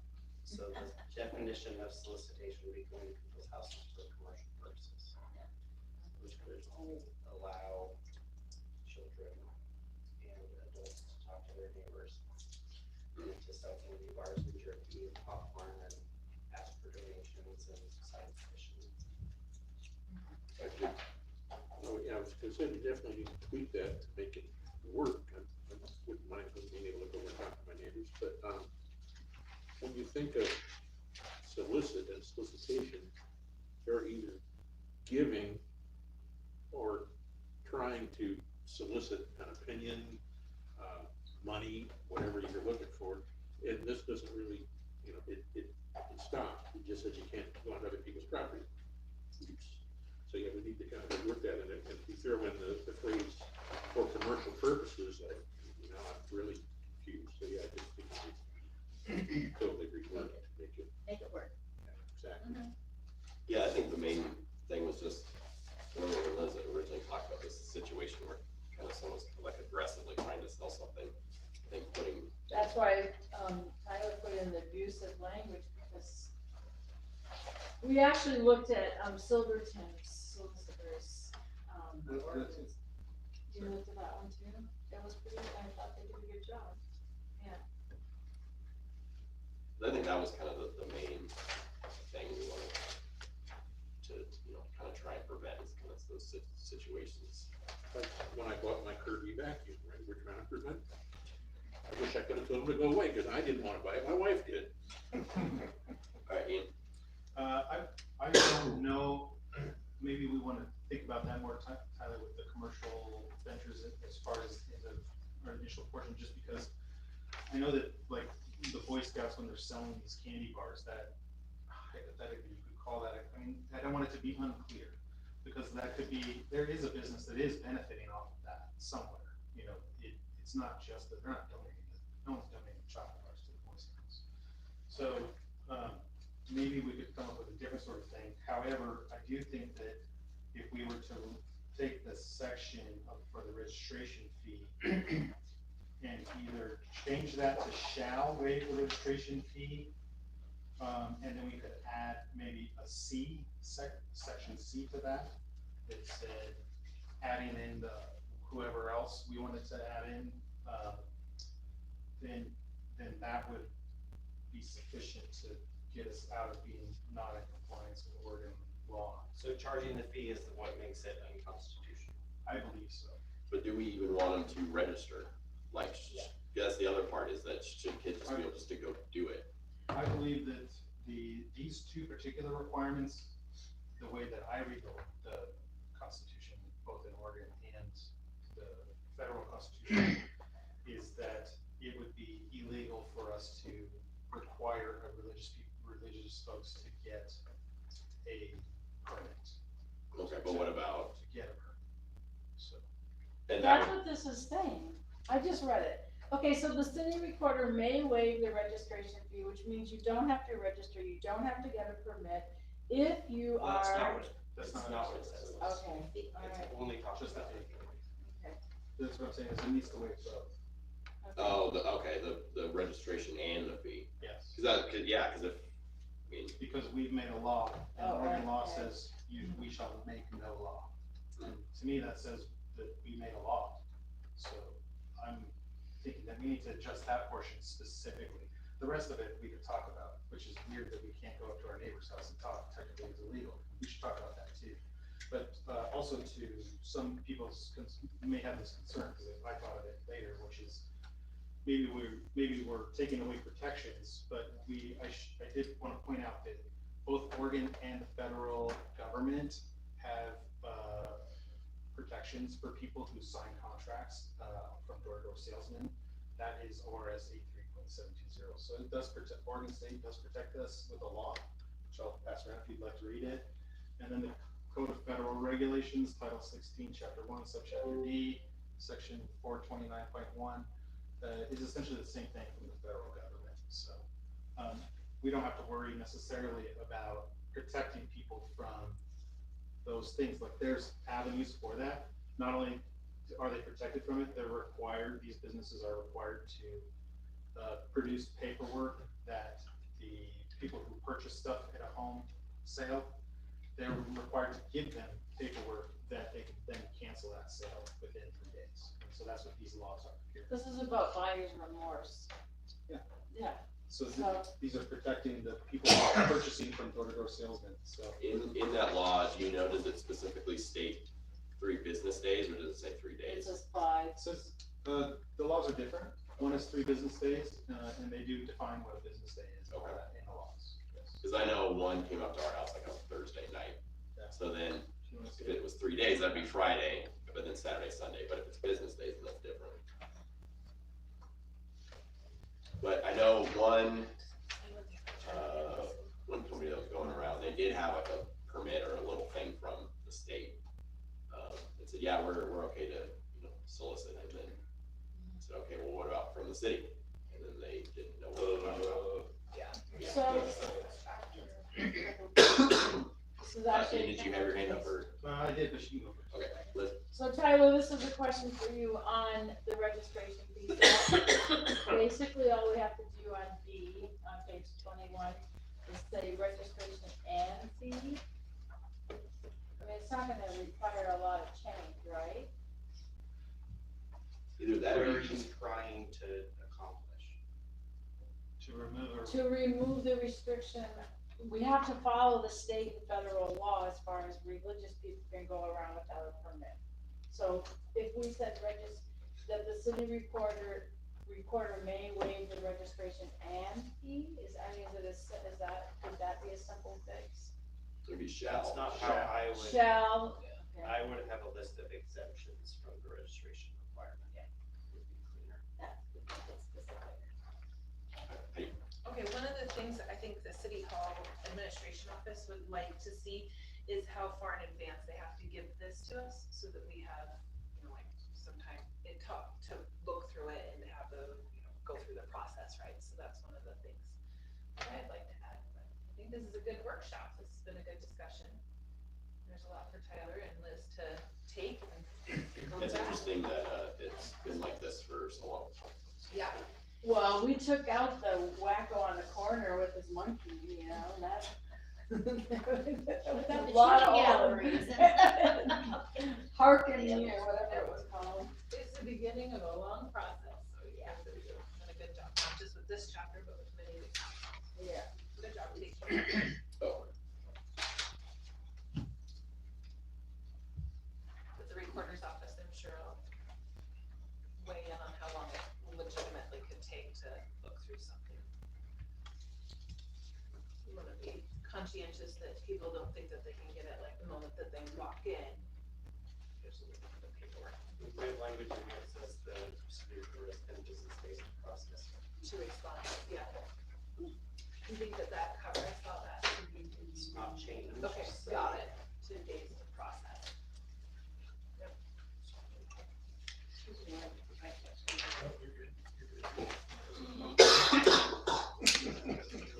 Okay, very good. Yeah, we have a public speaker request. Thank you. Oh, yeah, Jim's not there today. Okay. Hold on, I gotta. Okay, so it sounds like you some tweaks to this, which is good. Oh, one question, does the council want to look at updated language before an ordinance is prepared? I think so. That way we don't have to like, in the motion itself, make changes. It might just be later. I don't know if there's necessarily like a rush to update this. Although I'm gonna assume that during the summer, there's gonna be an influx of That's what we were But- talking about, yeah. But even if, I don't know if the next, meeting, if that's too soon to have like an updated version, then at the, what, June, whatever, 3rd meeting, we could vote. Revolve me. Yeah, I don't think timing is a problem. Okay. I just know that we have some busy meetings coming, so I think regardless, it'll take months, and so it's Yeah. gonna be difficult to achieve the summer, Maybe before July, yeah. we'll see. All right, sorry, Denny? 420. Well, just to quote Nancy Reagan, just say no. Until we get this all straightened out. That's all you gotta do, just say No no. solicitation, yeah. You know, call the sheriff. That's the tough thing, is getting the word out there, to just let people know that not only can you put up a no solicitation sign, but that you can also say no, and then you can also say, did you register with the city? Because I have a feeling a lot of people just show up in neighborhoods and start trying to sell things, they have no clue what the process is, even what the state, says you can't do. That's the thing I'd like to encourage the council is like, how are you going to move this information forward to the public, right? So you're telling lots of people lots of different things and it's pretty in-depth, right? So just think about that, like what you're gonna tell people that are the receivers, and what the kids, that are selling jerky, how you wanna approach all this. And so there's lots of pieces. We're telling people from out of town that they have to register, right? I've seen, somebody told me that there could be a sign, they've seen a sign that says register. Yeah, we don't want Kale to get onto that train. That's what it was. We already Anyways, talked him off. so that's, Or I said- that's where that's from. But you just start thinking about all the different aspects of communication and how you want to achieve that. I believe it's illegal for anybody to come in, not just people from out of town, to solicit. So even a local business currently would be required for them Oh. to get. I know that. Okay. Yeah, I just mean like, how are you, that's an audience, right? A different Oh, I type see of what you're saying. audience. So how are you going to tell the Kirby vacuum people that don't live here in Sheridan? Sure. Thanks. Okay, right, let's move on, if that's all right with everybody. Move on to mayor and councilor discussion. Denny?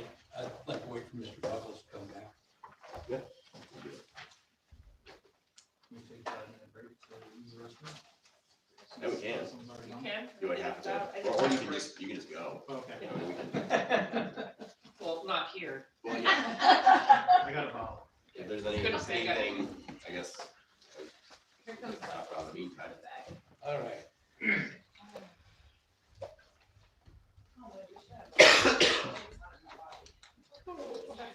Sorry, there's no scooting for me, I'm right between the bars. Oh, Ian. Oh. I'll stall on for you.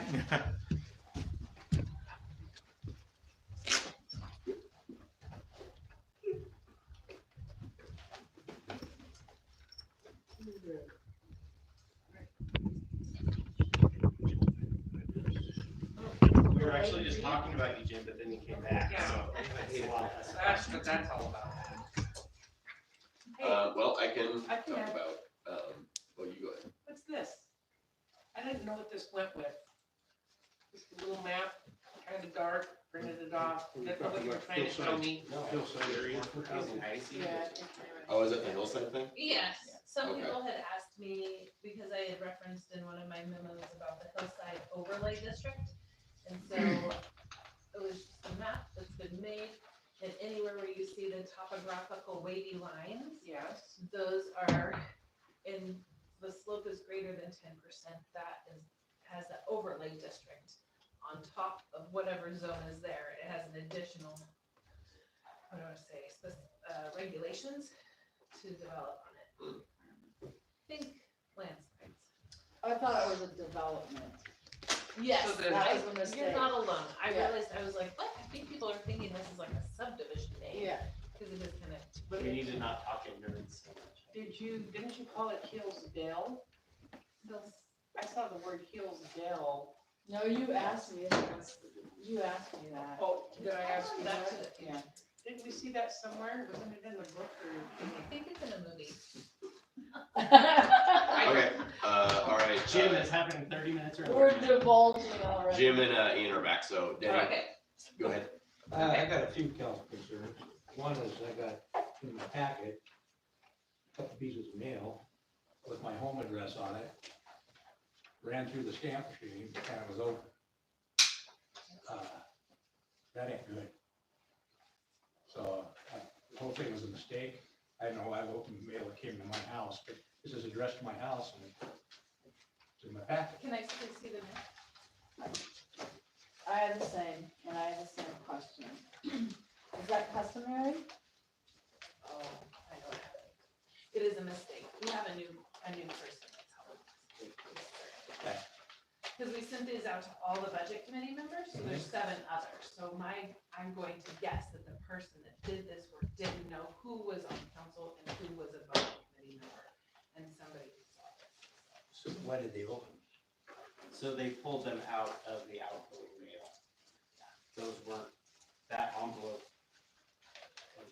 Yes, I think it's just a general mistake. so they just opened somebody else's mail. So we always open all mail that comes here, no matter whose name is on it. So I don't think that's it legal. wouldn't have come here.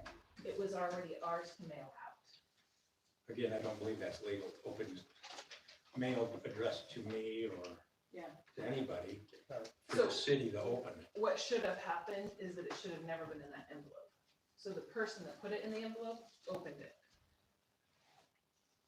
So it's It's a breaking the mis- law to it's a open your own mistake. envelope once it's sealed, From the is what you're saying. No, it's breaking the law. If somebody else opens this envelope. Right, so what Heidi is saying is it wasn't mailed out.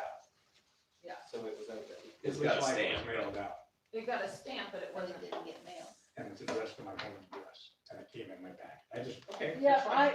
I actually had the same question, and I had the same feeling that this is not from the city, this is from Willamette Valley Medical Center, it was addressed to me, but it came here and it was open too, and is that customary? Every that the city I've worked at, that's actually been the process and the They open procedures. all the So, mail, Yes.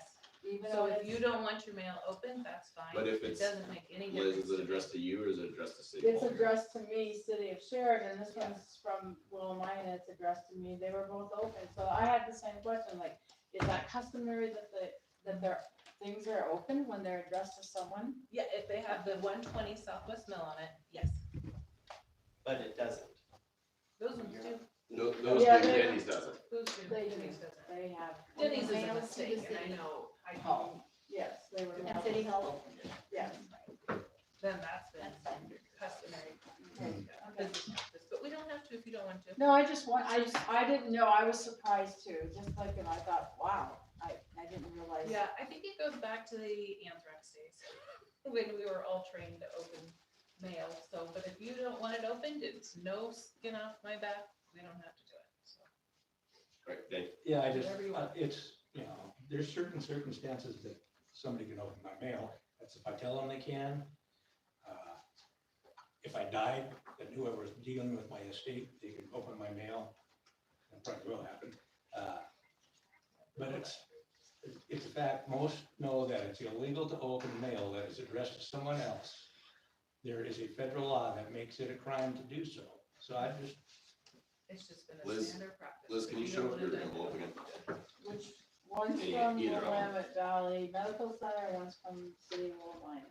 So I think that maybe the difference with yours, Denny, is that it was, you know, on a stamped envelope, but it was never given to, you know, the post office, basically. It never left the building, but, yeah, you might be able to, yeah, and make that argument, that, yeah. I'll drop that. I have a few more. Okay, go ahead.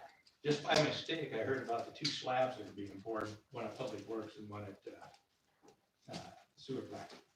And when I was approached about that, I said, what? Had no idea. So I knew that there was a slab poured at Public Works before, a while back. Didn't have any idea that there was another one going in. And this is a piece of property that we're kicking around about getting rid of and building a new Public Works. So I'm just wondering why, I'm not against putting it there, but I'm wondering why somebody from outside of Sheridan tells me that we're getting a slab or two put in and some sidewalks done, without the council being made aware of what's going on. So when somebody asks you about it, you can tell them about it. But, you know, I find out this after the fact. So do you want to know every single piece of work that every single city employee is doing every single day? No, but I do think something over $2,000 that's putting into a piece of property that we're talking about getting rid of, I think that would be something I'd like to know about. And what would your spending threshold be? $2,000, I'm not saying we So can't do anything it. over $2,000. I would you think need so, to yeah. notify. Why are we doing this? I'm not, you know, Heidi can write the check, that's not a problem. It's just, you get hit blindsided about what's going on there. I don't know, I don't have a clue. So if, And if you want to raise that threshold, it would have been easy for, last meeting, was that, somebody would have said, oh, we're gonna pour a couple more slabs, okay, where are they going? Okay, that's good to know. That's all, instead of knowing, learning about it after the fact. right, but city staff needs to know what that threshold is what I'm saying. And if we're spending $5,000. Just, let's just go with the activity, can't we just, you know, a larger deal, I'm not saying I've got to know when you're changing a flat tire. I'm just saying a construction project. Then, you know, that's Maybe just my opinion. modifications to existing structures. Sure. Sure, that'd be good. That could end up being a lot of work Yeah. for somebody, just to keep the Okay, report. if you guys don't care, I mean, fine. It's not that I don't care, it's just that, yeah, watch what you ask for. Because if Yeah. that's what you want, we may end up with a bunch of reports that we don't want. And how do they make the differentiation? I mean, how do they decide at what? So if you want to be specific about specifically construction projects, certain amount of money, I can understand. But when you just do a dollar amount, the city's gonna be spending a lot of time on stuff that we probably don't wanna know about specifically. I have a question. So first of all, is it on the old Public Works down on Washington Street that you're talking about?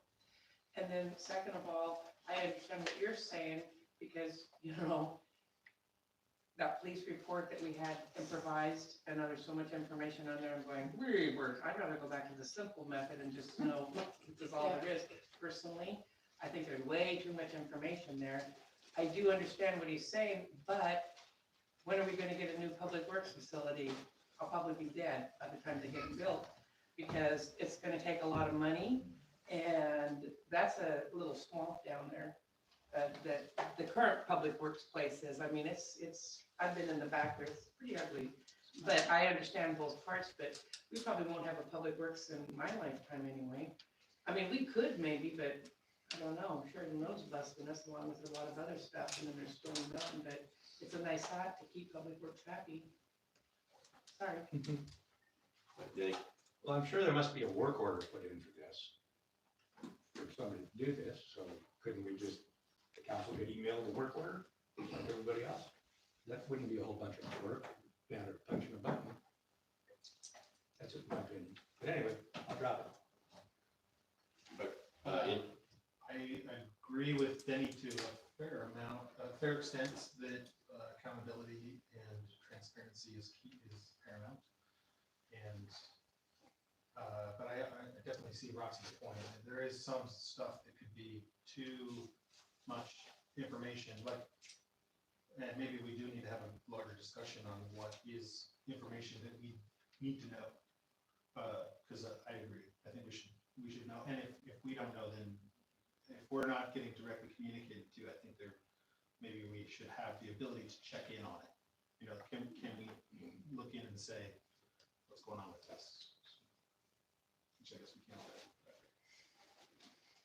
Liz? I had a resident write me and ask this question, so I'm gonna pose it on their behalf.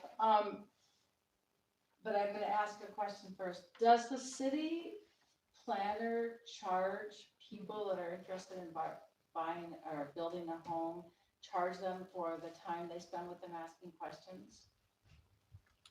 I believe so, since it's not, I mean, city's planner's time costs The money, city, so I believe they charge for their time, kind of like, you know, so kind of like a consultation, except it's you pay. You don't just get Okay. get free information essentially. Is that That's pretty true, yeah, you get 30 minutes for free. okay? You But get that, But it's not really free, because when I first came here, let's remember that everybody wanted to make sure that development was paying their fair share, right? And so the concept behind that is that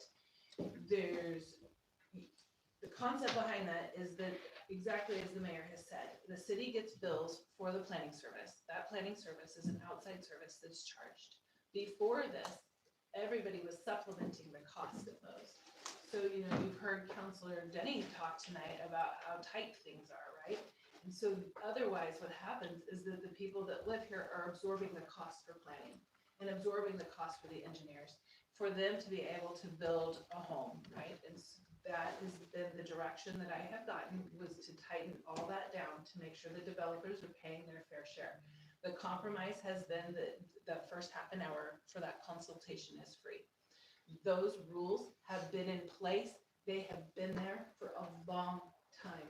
My job is to recalibrate and to enforce.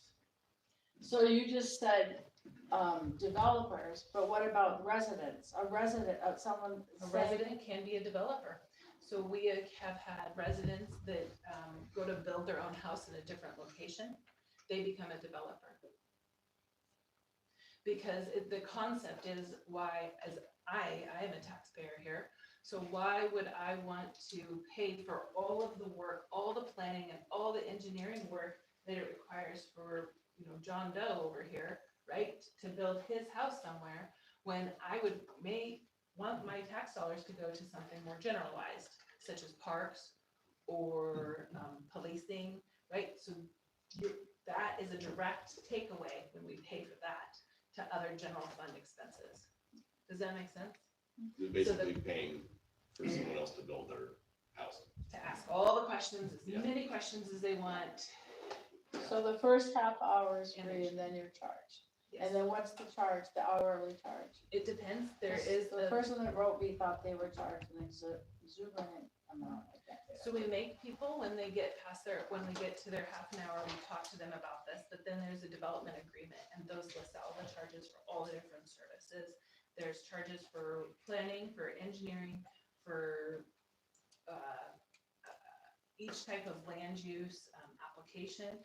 And off the top of my head, I can't remember the others, but there's like 2 or 3 other ones. And so if the council would like to see, we can send out the development agreement, but that's one that's used fairly regularly with other, so the COG, the Council of Governments, is a contracted service that is commonly used by smaller to even mid-sized cities for planning, is probably their most common thing that they contract out. They contract lots of other services out as well.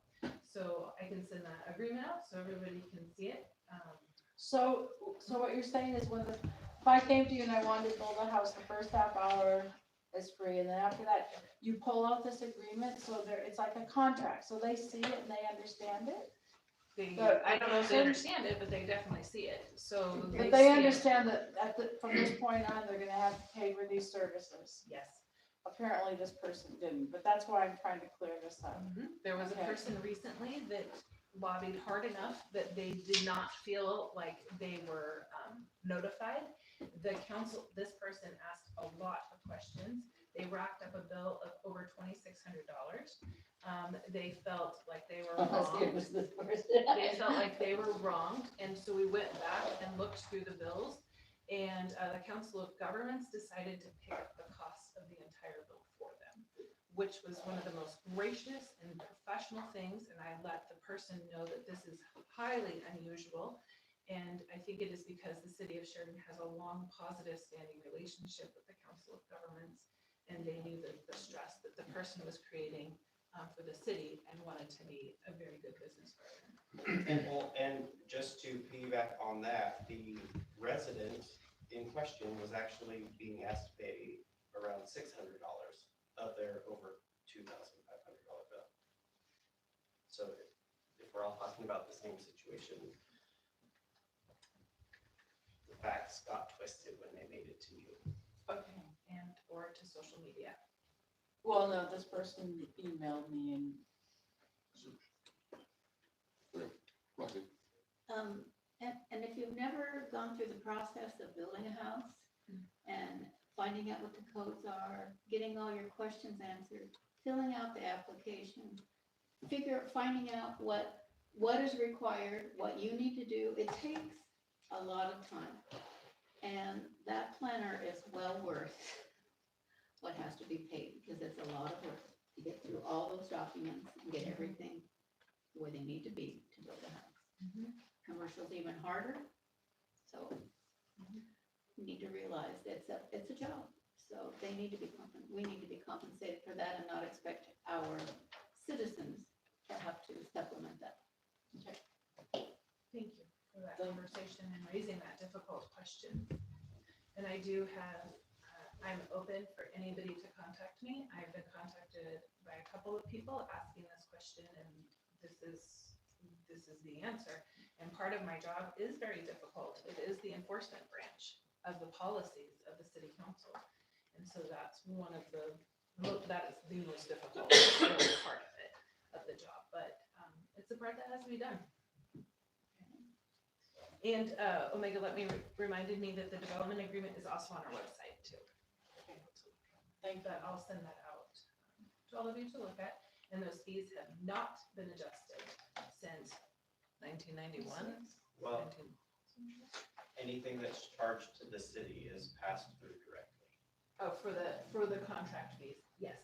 But for the land use application fees, Those are standard fees that are already set. You can't change those. Section 50. which was 1990, what year was it? 81. Is it 91, 96? Well, section 50 was. All right, anybody have any other? Denny? So weather's getting better. We've kind of let the crosswalk painting fall through the hoops again. They're getting really bad. So I just hope we can get them painted here pretty soon. Yep, we're on the company's list for that, and that, I will figure out when their customer's coming. Yeah, we're in the midst. We did a big audit of all the different sidewalks and things we wanted painted. Ian, did you have something? Jim can go first. Jim? Speaking of crosswalks, the one across, by what used to be the dollar store, going to the store. I sometimes don't have a great memory, but I remember that we talked about helping that crosswalk by making that one parking space next to the crosswalk compact only. Now, I thought we had a consensus that was gonna happen. It sure hasn't happened. I'll look back on that.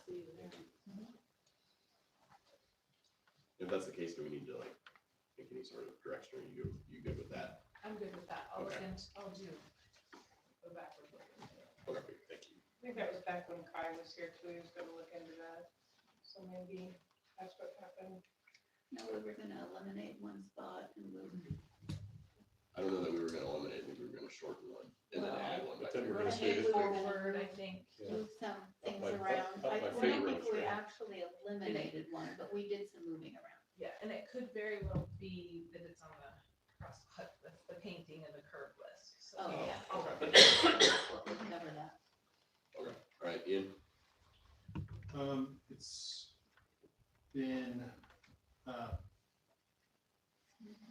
I've been, well, I guess it's no secret that I joined the city council because of code enforcement issues in the city. So I'm a biased person when it comes to this subject. However, it's become an interest of mine to look through what's happening in the city and to try to get a better picture of how things are being enforced and why they're being enforced and to whom they're being enforced on. And so last meeting, we were given an update here by Angela Alt on April 11th, which is in your packet from last time. And then she said she had 49 active code cases. And so they're listed here. And I visited every single one of them on Saturday that I could. Actually, some of them, the report here might need to be better laid out. There's some addresses that are missing, like certain. You can talk to me about Things. those and we can figure Sure. that out for you. But I visited all of them, and a couple of things struck me as interesting. One is that the same, I think, 5 or 6 violations are being enforced only. Those same 5 or 6 violations. And so that was something that was, I guess, take that for what it is. Most of them I found to be, I guess, in my own opinion, excessively looked at by what they were. And granted, I showed up on a different day. So not all of them are necessarily, I was able to see what was happening. However, I definitely did see a lot of the things that are listed on here as far as junk and other things like that. I would question, why are we enforcing these codes to the extent that we are? And I had other concerns. One is that Angela has received no official training as a code enforcement officer. And we, in our own, I couldn't find it, but as I was trying to look through here, the code enforcement personnel that is in our city code or whatever, it says that that person is basically to be treated the same as a police officer. And so police officers require training, a lot of training, to be out there. And just recently, we had a code enforcement officer who was in this area, who was the subject of a murder plot against them. And I think that it is paramount for the safety of our employees that they receive the proper training for the jobs that they're doing. And I think we should be addressing maybe who's getting hired or like what sort of training do they need to receive or that we require them to receive before doing this. I had that same question, was maybe this person, Angela, who seems like a very lovely woman. She's always been very pleasant to me. Maybe she is not quite familiar with other codes, and that's why there's the same 5 codes or 6 codes that are being enforced throughout the city. I also noticed there was 2 neighborhoods that received 0 violations in the whole neighborhood, and I thought that was a little bit odd. And another thing that I'm pretty upset about, I think, as a citizen of this town, is that things like this, which is the signpost at Which one is that? Northwest Yamhill and Northwest Olive, is completely obscured by moss. You can't even read the sign. And we are out putting violations for $180 a day. We're threatening to fine these people for grass that's too long and other things like that, which is just shocking that this is happening. I also have a series of photos of city properties, including this property, as well as the Public Works property, which have, if they are not code violations, like right on the edge of code violations. And I think it's imperative for us as a city, as the city's leaders, to, if we're gonna go push, you know, how long your grass is. I mean, we're talking about most of the properties that I visited, the grass was well under 2 feet. So we're not talking jungle grass in some of these places. However, some of it definitely was. So I'm okay with us enforcing codes. However, I believe that they're not currently being enforced in a manner that is conducive to the public trust in us as a city council. It's trying to enforce these rules that are going to clean up our town in positive ways. And I think that we should revisit maybe how the codes are being interpreted, potentially. I don't know if that's something that we need to do. But we definitely need to give, I think, different direction on how the code is currently being enforced. And then I would say that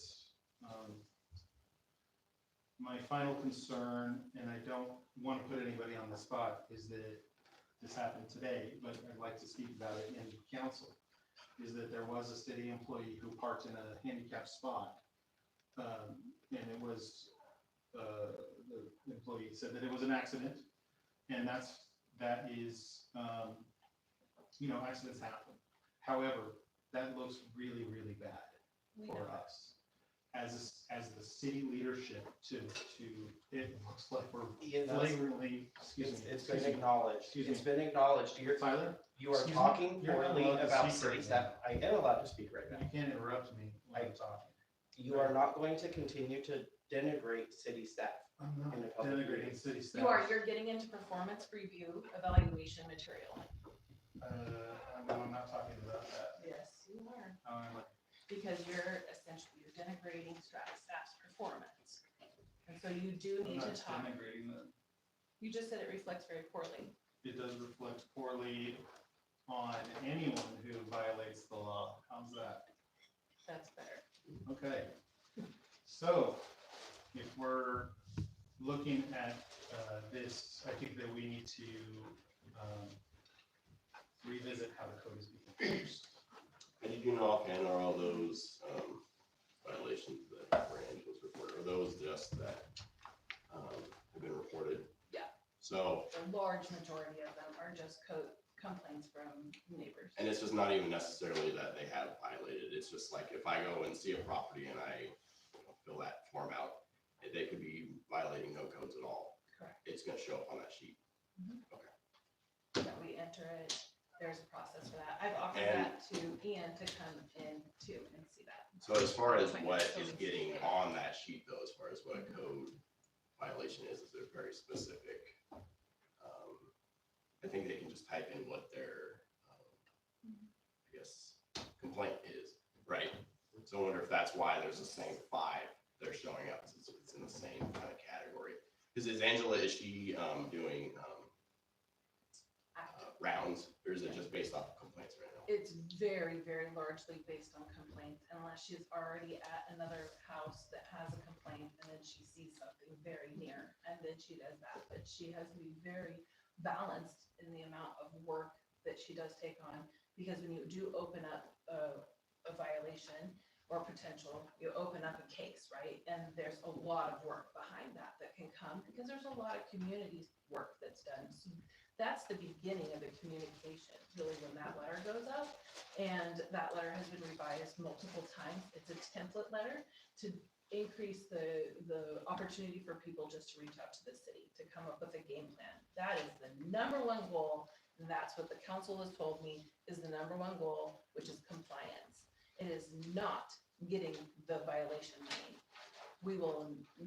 Code compliance is a whole nother general fund thing, and I have reiterated that to the city council, that it does not pay for itself in revenue by any means. At this point, the city, to my knowledge, has collected $0 from municipal code violations. 0, right? Oh my God. So that tells you how much work there actually is done in the communication piece and working with people to help them find solutions. All right, Jim? And I would just like to say the street signs, when I first got here, were one of my largest priorities. I think you can look back into it and see how much money has gone into street signs. So anytime you see a street sign like that, please let me know. It is one of my top priorities is to make sure that we have good looking signs. I continuously talk about the importance of us being the biggest servants to our community and making sure everything looks really good. So if the council ever sees anything like that, you can shoot me a text, shoot me an email, and we'll get it changed out very quickly. But it does take all of us to see things. But it sounds like you're suggesting we need to readjust the requirements for the code enforcement job. Is that where you're headed with your comment? I don't know if I'm suggesting anything. I just was bringing up a concern, as this is the council concerns portion, and my concern is that our code enforcement officer has not received any training. There is training available. Just a quick Google search you can find. There's actually associations of code enforcement officers, including within the state. And I would say that I think our code enforcement officer in this town should receive adequate training of some type from some sort of place that does that training. It might surprise you because it shocked me when I got here. There was no code enforcement. Until 2018, they put a line in the budget to have money for code enforcement. Unfortunately, the city administration didn't see fit to enforce any codes. So what we're seeing now is trying to pick up after, I'm going to say 15 years of total neglect for code enforcement. I support code enforcement. I was one of those that wanted that money put in the budget because the city manager said, we don't have any money for code enforcement. Well, why not? So we did that. So we're working our way up, but I agree with what you said. I'm a big fan of seeing code enforcement. These two houses, wherever the hell they are across the street, they were pigsties. And I'm not kidding. There was transmission sitting in the front yard, right across from the city hall, and the city manager said, so what? So yeah, I agree with you that the city should, keep their own house looking good before they go pointing their finger at everybody else. I wholeheartedly concur with that. How we get there is the catch-22, because I think this is catching a lot of people off guard. There's been so much non-code enforcement that now when we come and say, excuse me, we'd like to mow your grass. Well, who the hell are you? That kind of thing. And so we're working our way into a more better compliance so that we can, so I said it before, our city isn't going to attract any businesses if it looks like a third world country. You come drive down Main Street and you say, what kind of town is this? So I'm a big fan of getting that cleaned up. So I agree with that. And I agree with what you said, that if she isn't getting the proper training, let's take care of it. Just so that I'm also being clear, there's code violations that are being handed out for things like vehicles that are being stored or not running. When those vehicles are both, I've met with some of these property owners, and these vehicles are both running and registered and insured. And that seems to be like there's these codes that are being, code violations that are being handed out without any real investigation or question as to whether or not these vehicles actually run or not. And so I don't understand why that, I think that just kind of reiterates why I think we need to have better training for the code enforcement officer, because I don't think we should be handing out violations unless we know that there's a violation. I agree. And this is just to kind of help Jim out, because when I was on the council with the previous administration, I turned those houses in Morgan Street 6 times, and I even signed my name to the complaint so they'd know it at city council that was me. And I remember saying, how can you set an example to the rest of the citizens when you got a pigsty across the street? And nothing was ever done. This is not the same administration. This is not the same council. Those are big strides coming from nothing, even when you tell them right up front. I didn't win a lot of fans on that one. But like Jim said, this, and I'm sure she's had some kind of preliminary something, but I don't have any schooling on being a city council person, but I'm trying my best. I see you jumping leaps and bounds, and yeah, I'm glad for you because I'm older and I'm tired. But not everybody is that resourceful, but everybody has a talent that comes to here, and I'm pretty sure, because I don't know, but I just met that woman the other day. I said, "Are you the code enforcement?" And I'm sure it's a learning trait. If we had one that was totally schooled, we probably couldn't afford it in our budget. But, I know a lot of people, I've had people say, well, my grass is 5 inches taller. I'm thinking, no, and then I just met this gentleman last week. I was helping him. And he goes, well, I got it sided and my car's on the side of the, it could run, but it's not running. And I said, you can park your car in your yard if it's behind your fence. And I just kind of felt like I owed it to him. Not everybody, happens to be one of those, because you said something about a parked car. And he said, you mean I can't park it in my yard? And I said, no, you can't park it in your yard or to the side, but if you have it behind your fence in your front yard, he goes, well, I don't have a fence. And I said, that's probably what they saw. But, I try to help people relieve their issues when they call me. I'm sure so does Liz, like the lady with the, whatchamacallit. But, that's why I think we're here, is to kind of help people steer them in a direction so they can try to get those answers. And yes, if she had time to read more, and I'm pretty sure the city's probably given her some basic, because wasn't it before that, Jim, the police officers were the code enforcers, And they didn't want the job. and they didn't want the job, and God bless them, they didn't really want to do the job, and so things just didn't get done. But it is a slow process when you have a little community that spends most of its funds in the general fund on having our police force here, and people don't like that either because they want more, but they're one of the most expensive things. When you see our budget, it's pretty amazing where most of that money goes. We've never had so many volunteers in this last administration. We've never had so many groups. We've never had so many subcommittees. We've never had anybody. I remember when the Chamber of Commerce had 3 people on it, and I went to a meeting, which, by the way, you're welcome to go anytime. There was I think there's 45 or 48 members of the chamber now. Yeah. I mean, I remember when there was 3, and they'd ask me, and I said, I don't want to be part of that, because I just wasn't into any of that format. So I see Sheridan really growing. Can it get better? Absolutely. And as Heidi pointed out, the ultimate goal isn't to find people, it's to work with people, it's to come up with a solution. Angela is very good at that. I've watched her in action talk to people, and she's actually very personable, and she's got those skills. And I would rather have someone that has the people skills than all the training without the people skills. I mean, the training doesn't necessarily mean you'll have someone that can work with people and come up with a solution. That's what we want. It's a small town. And the other thing I'd like to point out, as everyone else has said, when I first moved here, Sheridan was a mess. I mean, it was a dump.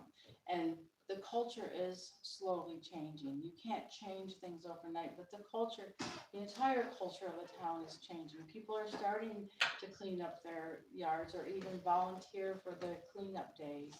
So I understand and respect what you're saying, but at the same time, you've got to understand that this is a slowly changing culture too. Yeah. So I think what the council is missing is a couple of things. One is the warning letter. So people oftentimes, when they see something, they skip to the monetary part because that takes your breath away, right?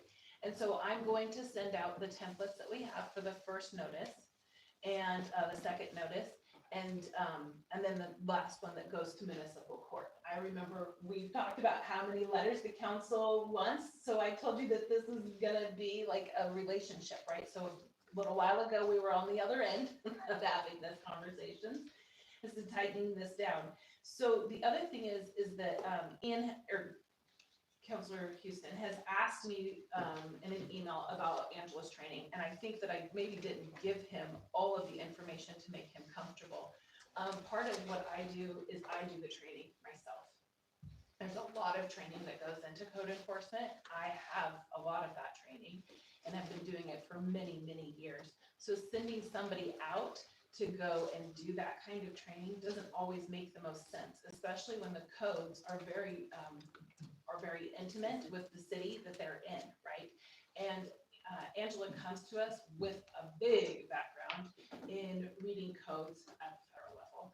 So and at the state level and at county levels, so she has a background with that, and I don't often share people's background of where they came from. That's a personnel issue, so we don't get into that.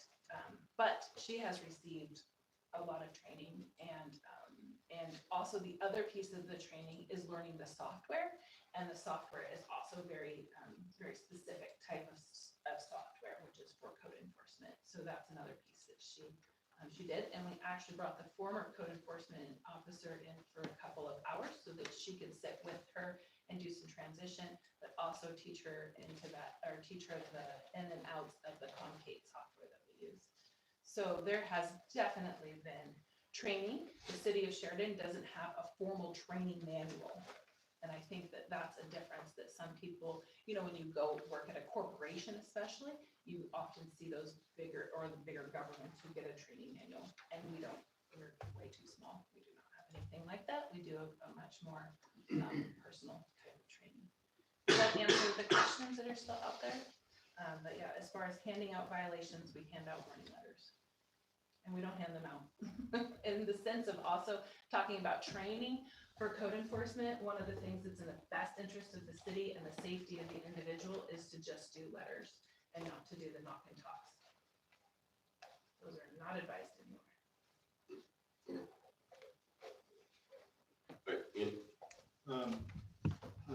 I appreciate that I am new to the city, and not necessarily aware of the full past of the city and things like that.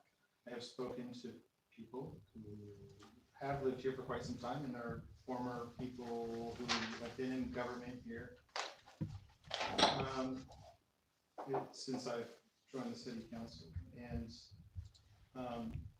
so I am trying to get a better picture of what's going on here. However, this does not change in the fact that there are code violations that are being given out with little to no investigation, and that is a concern of mine. That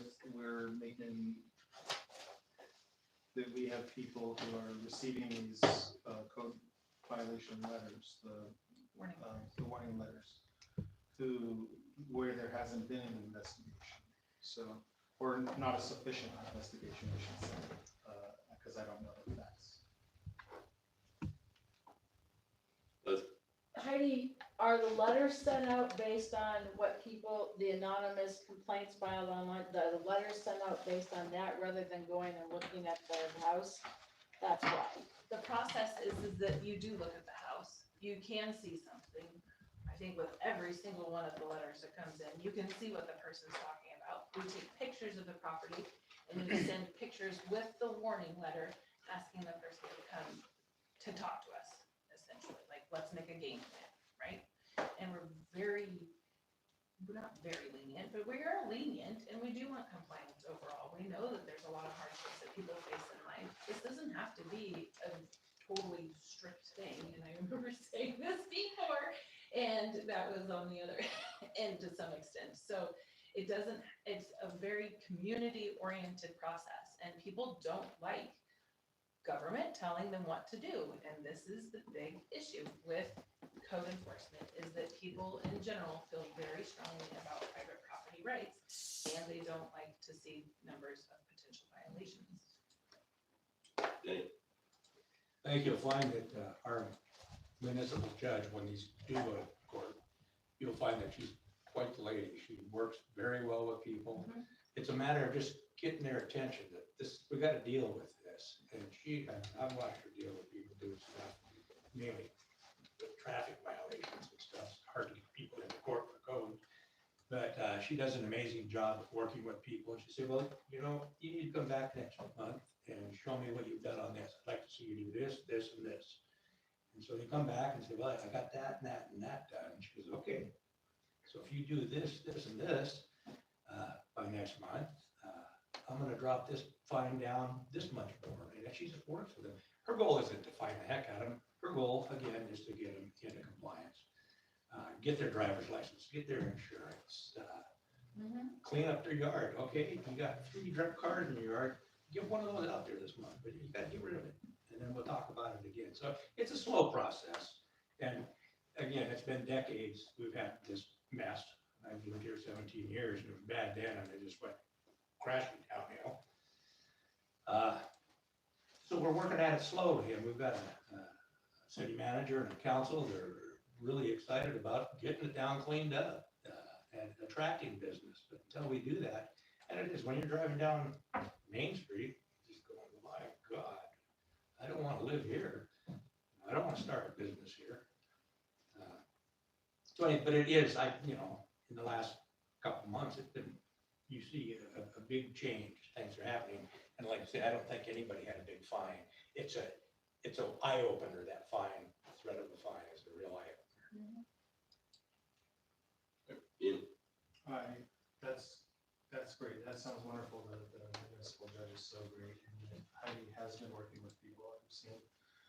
However, that doesn't change the fact that people are still receiving violations for things that are not violations, and that there hasn't been a sufficient investigation to determine whether or not those things are violations. And so I think that alone needs to be revisited for sure. I would love to know who is making that complaint and to know as a manager, so that I can follow up with that. So if you can give me those addresses.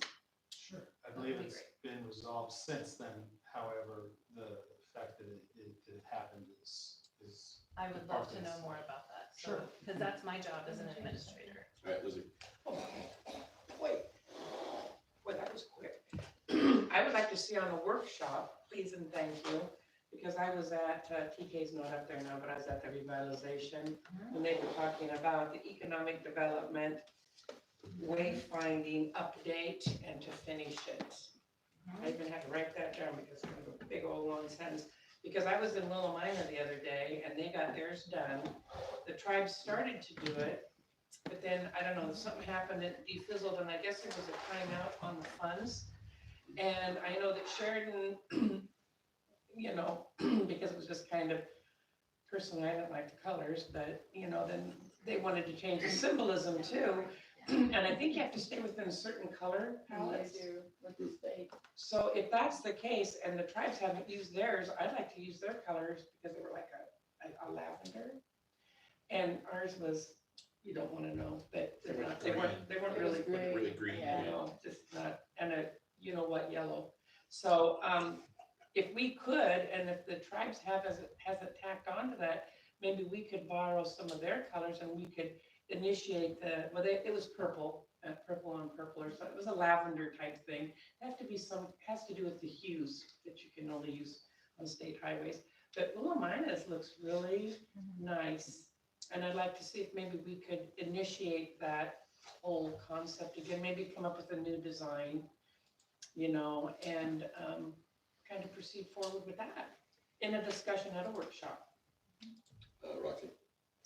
I remember that. I think we didn't like the design, and we didn't, the Like the tractor. color. It was like, all we do is farming, and that's not the case. That's not true. So I don't think we ever got a different design back to change to, so I think that's where it fell through. Yeah, Liz? that's consideration.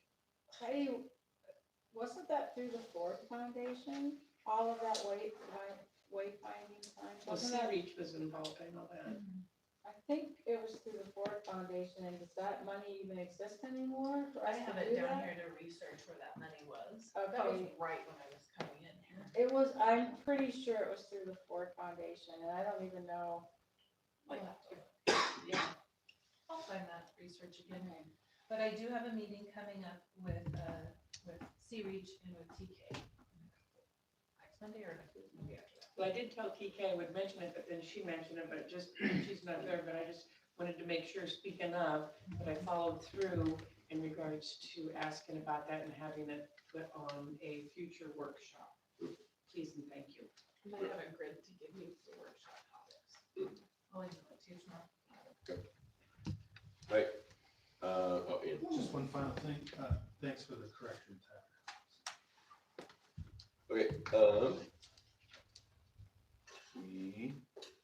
Okay, public comment. I got a card from Joe, and I don't know if Kim still wants to say something, but, well, talk first. Okay, I got my timer up. I think Joe knows the rules, so I'm not gonna read all the rules. So do I still have to state my name and all that? Oh, Joe Neely, resident, over 25 years, WPT. I do like how this discussion is going very good. When you first brought up the soliciting part, the first half, I was kind of like cringing, like, yeah, it's getting borderline First Amendment violation. And then the soliciting part was stating like, okay, from my understanding, soliciting was making money and need a permit, even if you, I know religion, or you might have to, probably make an exemption there, but let's say, as an example, let's say I went to my church, which is Trinity Lutheran Church, and let's say there was a sermon, and then I felt compelled to go to my neighbor's house and share what I learned, and this was on a Sunday. I wouldn't be able to get a permit on a Sunday, because I think you guys are Monday through Friday. So then, according to that, I'd be, as it is, I would technically be out of compliance or whatever, because I don't have a permit. But the thing is, as the First Amendment right to freedom of speech and freedom of religion, and part of the faith, if you think about Christianity, is to spread the gospel and also help people. So I do want to make sure the council really looks into that. What else was there?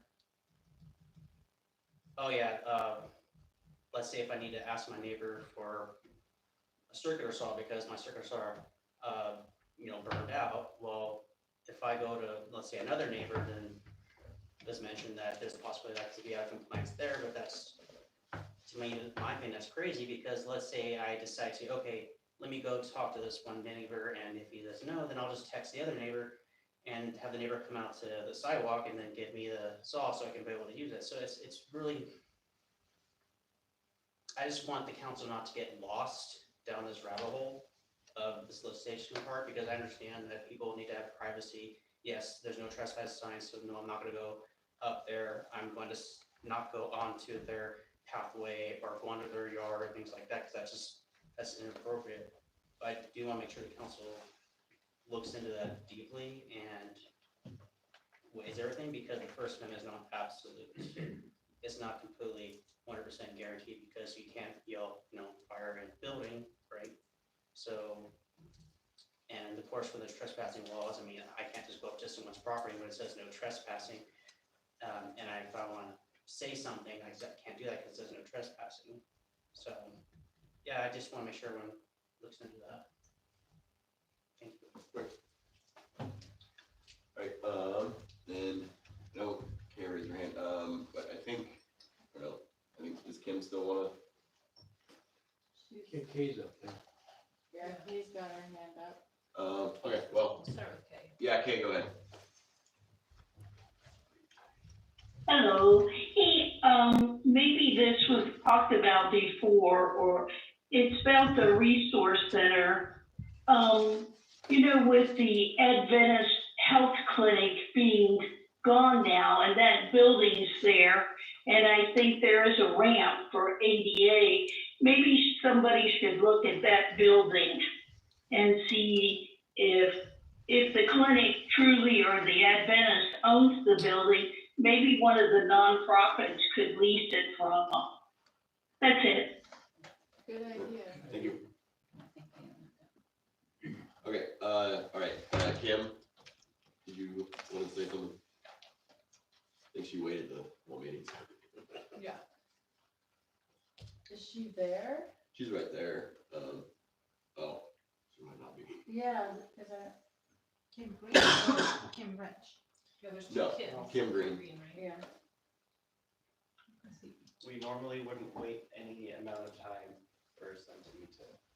I can, well, Roxy, I think, has her information. I can reach out to her and see what she wanted to say. All right, so, moving on. We don't need an executive session. So now we can adjourn. Do we have a motion to adjourn? I move we adjourn. Second. All right. We're adjourned. It is 10:02. Phew. Recording stopped. Now I'm gonna make dinner. Yeah.